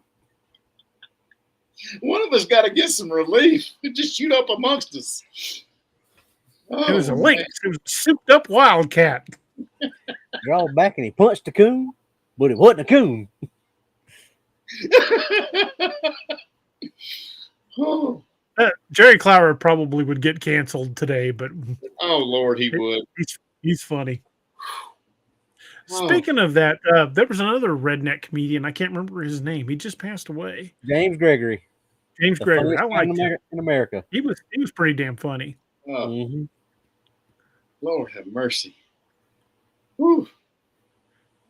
If No, y'all don't know who man. Jerry Clower is, y'all need to look him up. You're missing out. Yeah, you are. I used to have a whole bunch of his albums. My daddy did too. Yep. Look up Jerry Clower coon hunting story. Oh, classic. Classic. What's The another? dog eating a boiled okra. Yep. Marcel Ledbetter Moving Company. That's Yeah. a good one. Marcel gets the liquor joint. That's a funny one. Remember that one? He had the pulpwood truck and he wanted one of the soda waters, and they told him to get out and stuck the chainsaw in the door. Ripped that screen door off. They gave Marcel the bar. Oh, Lord. Oh, Lord, I'm glad we're getting close to the end, because I don't know how much longer I can last with this. Oh, mercy. Oh Lord, fellas, I needed a good laugh. I did too. Ugh. Did too. And Corey Cole says my favorite story was his cousin stopping the banana train to see if the conductor wanted a possum. Well, as you see, you stopped us. How much you want for him? We ain't caught him yet. I just want to see if you wanted one. 100-car banana train. Your memory is damn near photographic, Robbie. It is insane. Got to be good at Oh. something. Whew. ED Oh. Testament says cryptid hunting with that guy from Waterboy. Which one? The You Can Do It or Bobby Boucher? Or the old yeah, that one. Farmer Fran? Yep. Fran. When Bobby Boucher scores the final, they score that final touchdown, and he grabs his nipple rings and pulls them. I was just thinking that. We hit the paint another day. It's not that. That's the Otto. Oh, mercy. Oh my God, we're so far off topic. We But can't. hey, We done. Not only we get off the rails, hell, the train took a dirt road. Oh man, big time. Good Lord. And the wild man of Borneo escaped. He escaped. Woo. Mercy. Yeah, I'm Yep. sweating. He was in Joe Dirt, Corey Cole. On the way to make it. You like to look at He homos was. naked? Nah, boy. On the way to make it. Oh, Joe Derte. Dirt church. Don't try to church it up there, Joe Dirt. Joe Derte. Oh man. The Ballad of Dirty Joe. Oh God. Oh, Lord, I apologize. We have derailed the show. Like maybe them starving pygmies down there in New Guinea. Well, I think we have. I think we've covered a lot of good material. I think we have as well. You know, I mean, going on these theories because that's all they are. They're theories, but they're solid theories because it just makes sense from a scientific level, and that's what we try to do. We try to sit there and get rid of the bull crap out there and say, hey, scientifically, could this happen? You know, Right. Not saying there's something paranormal happening or supernatural happening. We're not saying that at all. We're not discounting that or telling people, oh, you're full of crap. But we're sitting there going, let's look at it from a scientific standpoint. And is it plausible? And I think it is. And a lot of times, like I was saying in the beginning, a lot of times people will attribute supernatural abilities to something that is not supernatural at all. Correct. It's just they don't know how to explain it, so that's where our mind goes to. Yep. I mean, how many animals have down through the years have they thought were supernatural? I mean, for the years they didn't believe the mountain gorillas even existed until somebody dragged one in and put it on the desk at the British Museum. Or pandas. No, couldn't possibly exist. I was waiting for the British accent. I got to get a pith helmet one for when I do that accent. Oh, got Doc. Damn near came water out my nose. Good, Bobby. Here, Doc, grab my hand. They'll swarm to me. Okay. So Vic has a good question. I know Yowies can be very violent. How violent does a Dogman get? Woo, man. Most Dogman encounters that I hear, people talk about being extremely frightened. Now, the one I saw, once it realized I saw it, it just hightailed it out of there. But so many other people describe them as either being demonic or hellish, that because they're absolutely frightened of these things. So I can't say how violent they are, but there are a lot of stories of them chasing people, attacking cars, associated with people that have gone missing in the woods, or in the case of LBL, where people have been found ripped to shreds. So I would definitely say treat that like a grizzly bear. Yeah, you might walk up to a grizzly bear 5 times out of 6, and it just ignore you and walk away. But you catch it in a bad mood, and you're grizzly chow. So much like any other wild animal, they've all got potentiality to be dangerous. You might have a peaceful interaction, but you catch a bear with cubs, and the right situation at the right time, and any animal is dangerous, especially if you back it into a corner or hurt it. Case in point, like we've said, people go to the zoo and look at hippopotamuses all the time. Oh, they're so cute. But how many people did they kill in Africa every year? More people than lions. Misty Haynes had a good question. She says, okay, I have a serious question going back to people smelling sulfur around cryptids. I've always been more into paranormal, and you get a lot of sulfur smells with more evil entities. It's entirely possible, and I don't claim to have the be all end all knowledge on this, But it does make a lot of sense that they would be using sulfur springs to keep bugs off of them. Much like a lot of times when people are finding nesting sites, that some of the branches woven into the nest are cedar, and cedar is a natural bug repellent. Yeah. So it just makes sense to me that if it's especially in non-violent encounters when they're smelling a rotten egg smell, odds are good they're using that to keep insects away.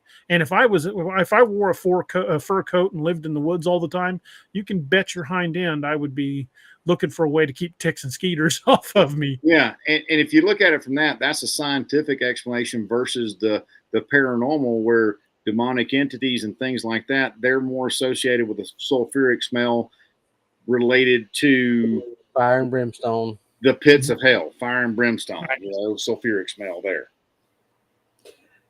But and too, like we said, who's to say that that's not what it is? But look for a logical answer first. And that's what we was talking about earlier with the footprints disappearing. Oh, well, they must have stepped in a portal. Why does that have to be the number one? Where do you jump to first? Yeah, and even us talking about them using like a sulfur springs or even sulfur itself to keep bugs away. That's by no means 100% answer. It's like we've talked about the missing 411. I don't think there's any one simple answer for what's made all those cases disappear, but I think that there is a certain percentage of each of these possibilities. Even if it's a small percentage, it's still a percentage. So even if a good deal of these creatures are using sulfur to keep bugs away, doesn't mean all of them are. You could have encounters that are more demonic or more supernatural. We're not saying it doesn't happen. We're just looking for logical explanations on why some of it. We wasn't directing that at you. We're saying in general that's right. the way people do is, it's got to be this because there's no other explanation. Well, have you really even looked for those other explanations? It's just like when you really start investigating stuff. Before we did our episode on the Jersey Devil, I didn't realize how big the Pine Barrens were. That's 1 million acres. Yeah. I was like, a lot of Pine Barrens. Wow. So, and that's full of waterways, bayous, thick forests. Yeah. So, and I say that to say there's always something that you can learn or you can find out that you didn't know. Like if you go into it thinking, oh well, like me, I believe that they have adaptive camouflage, but I'm not saying that is, like DA said, the end all be all. That's my theory. That's what I think based on what I've seen, what I've observed, the stories that I've read. That's my opinion based on all that. But I have to have an open mind to say, okay, well, there's, it could be something else. This is just what I think it is right now based on everything that I've had. You have to look at it that way. Yeah. It's just like Deus Vult said, it's speculative. Yeah. Right. It absolutely is. And we're not saying this is hard fact. It's just, this is pure speculation. It's hypothesization. And, a lot of people say, I've been in the woods my entire life. If Bigfoot was out there, I would have seen it. And unless you've walked every square foot of the woods, you haven't seen everything. You can't say just because you never had the experience. It's like I've used the metaphor before of going to the edge of the ocean with a teaspoon, picking up a teaspoon of water and looking at it going, sharks don't exist because there's none in my teaspoon. I was walking down a trail one time here in Missouri, and I got within about 3 feet of a mama deer and her 2 fawns, and they jumped up out of the bushes and took off. And had they not moved, I would have walked right by them. Never would have known they were there. And I was close enough to touch them. You talk about a brown pants moment when 3 deer pop up out of the bushes just right next to you. That about made me soil myself. But they were just deer. But if it was something very intelligent and very patient that didn't move, I could have walked within arm's reach of a Bigfoot and never saw it. Well, you know, and you said it. If you didn't know where I was hiding when we found that thing in Joe Ball, and you'd have just been bebopping along, you would have never known, and you would either walk right by me, and that could have been a bad mistake if I'd have been something. Which begs the question: how many times have all of us who have been out in the woods walked by something that could have done us harm, and we simply didn't see it because it didn't move and it didn't want to do us harm? Yeah. You know, how many times have we stepped over a copperhead and never saw it? Bingo. How many times have we walked within a few feet of a bear that was laying down in the bushes and didn't see it? Bingo. That happens all the time. Yep. Yeah. Absolutely. And that's, you know, I've been in the woods all my life, but I've never seen a grizzly bear, but I know they exist. Right. So, but guess what? Grizzly bears don't exist in the area that I live in. So that's Right. that's the woods that I've been in all my life. Well, the last grizzly was supposedly hunted out of Missouri, I believe, in 1866 or 67. It was right after the Civil War. But now they're saying that grizzlies are being sighted in the northern part of Missouri, that they're starting to wander back down this way. Even if you kill a predator out of an area, it doesn't mean it can't come back. They've re-released wood bison and elk here in Missouri. So you've got big prey. It's going to attract big predators. They've also introduced them in other places too.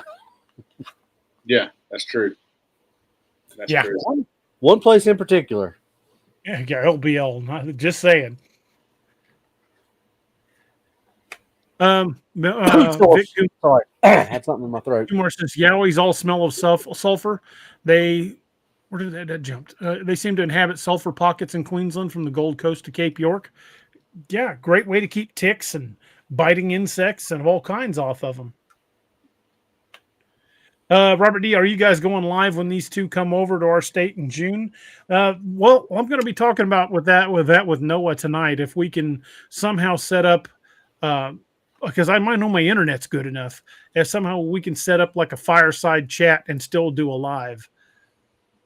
Do y'all have 5G out there where we're going to be in some of the areas? Oh yeah, we got 5G plus here in town. I've got a 5G hotspot I'll bring with me. Okay, so we could go live from like Joe Bald if we needed to. Midnight. Ooh. Hard maybe. Possible. It's better than a hard maybe. Yeah. Well, folks, we are just after the 2-hour mark. I've noticed the people watching is starting to tick down a little bit. 2 hours seems to be the sweet spot, so we're going to start winding things up.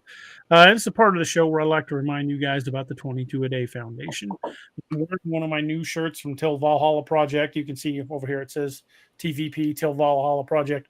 On the back it says "Don't let the hard days win," and that's great philosophy for all of us. Till Valhalla is for veterans, by veterans. They help buy service dogs. They buy artificial limbs. They step in where the VA fails a lot of our veterans. That's why I'm proud to support the Till Valhalla project. We lose 22 veterans a day to suicide. And if you look at the Officer Down Memorial page or odmp.com, you'll see just how many first responders we're losing as well. It's a horrible thought that some of our finest men and women in uniform are taking their own lives at an alarming rate. And it is entirely preventable. So remember, on the 22nd of every month, mark that on your calendars. That's an easy one to remember. But on the 22nd of every month, use that as the day you reach out to your veteran friends, your first responder friends. Or just make it something you becomes part of your routine. Let them know you're thinking about them. Let them know they're not fighting these battles alone. And I'm speaking from firsthand experience. I am very grateful that I've got a network of people that check on me and know when what the signs are when I'm having a bad day. And that came into play for me very much so in the last week. Big shout out to my brothers here. And thank you guys so much for keeping me on the right path. Because we all have our dark days, and it happens. But we don't fight those demons alone. And just remember, you're not alone. Doc, you add something to that? No, I was just saying I agree 100%. But you know, we're proud to support our veterans and first responders here. It's something that I'm proud that we do, and something we're always going to do. Because yeah, there are some bad apples out there, but nobody hates a bad cop more than a good cop. Because they make the job harder than it needs to be, and they ruin the reputation of all the people that are putting their ass on the line every day. So don't let the media convince you that all cops are bad. No more so than any demographic of people are all bad. You just can't summarize like that. You can't say, well, this guy was a jerk, so the entire profession is bad. It's not that way. There are millions of good cops, first responders of all stripe, that go to work every day, put on their uniform, and do their absolute best to make this a safer place to live and a better place to live. Same thing with our same thing with our military and veterans. You know, they wrote a blank check to the U.S. government up to and including the cost of their life, and for that we owe them our utmost respect. So mark that 20-second down. Reach out to your veteran first responder friends. Let them know you're thinking about them, because you never know when that "Hey fucker, are you awake?" text is the thing they needed to hear the most. And if you're not a veteran or a first responder, you probably won't get that subtle humor. But we're very well. We share our dark humor amongst each other. Yeah. And you saw us earlier cracking on each other, giving Doc the short jokes, and yeah, telling Robbie that was to explain that word. That's just how we crack on each other. It's just our sense of humor, and it's a coping mechanism. And if you haven't been there, you don't really understand it. But it's just how we express our affection for each other. And I'm proud to be part of that community. I'm proud to have brothers like these two idiots right here with me, and also others along the way. And Would literally die for either one of these two assholes right here. damn right, Same. right, absolutely. 100%. So look forward to coming up in the end of June when these two yahoos join me here in Missouri for some interesting adventures, and we will try to broadcast some of that live, and hopefully we'll Some get into hijinks will be afoot. There will be some hijinks afoot. Some alcohol will undoubtedly be involved, and a good time will be had by all. And it's something that I'm really looking forward to. I can't wait to get these two idiots here with me so we can be idiots together. I'm sure my wife is like, "Oh God, we're gonna have to put up with 3 of them for a week." Yes. But we appreciate each and every one of you guys. And thank you guys so much. And again, make sure that YouTube has not unsubscribed you, because they've been doing it a lot lately. And if you haven't had a chance to subscribe to the channel, please do. It doesn't cost you a cent to hit that subscribe button, and it really helps our demographics. It helps us get the channel out there and continue to grow it and get it farther out there to more and more of an audience. Got another super chat from Bull. Thank you so much. He says, "Much love. We all have these days, service or not. The human experience tends to be a rough road. Love you, Doc and Robbie, always." Hey, thank you, man. Thank you, much man. appreciate you much. that is well said. We all have those days. Oh, a good thing. I just remembered, mine hasn't gotten here yet. But if you go to the tillvalhallaproject.com and check out the merchandise, they just got new paracord bracelets in, service bracelets. One of them's for the 22 a day foundation, and I've got that one. It's buried here on my desk. That one says 22 a day on it, and the other one says it's a mental health awareness, and I ordered that one, and hopefully it'll be here in the next few days. But May is Stop the Bleed month, but it's also Mental Health Awareness Month. So don't think that you're not. Don't think you're less of yourself if you need help. We all have to. I got hurt one time in the line of duty, and I needed to talk to a therapist because it happens. We aren't always as tough as we like to think we are, but it doesn't make you less of a person to ask for help. So don't be afraid to do it. Boys, you got anything else to add? Well, alrighty then. We've been ending the video on a toast, and it's something I'm kind of proud of.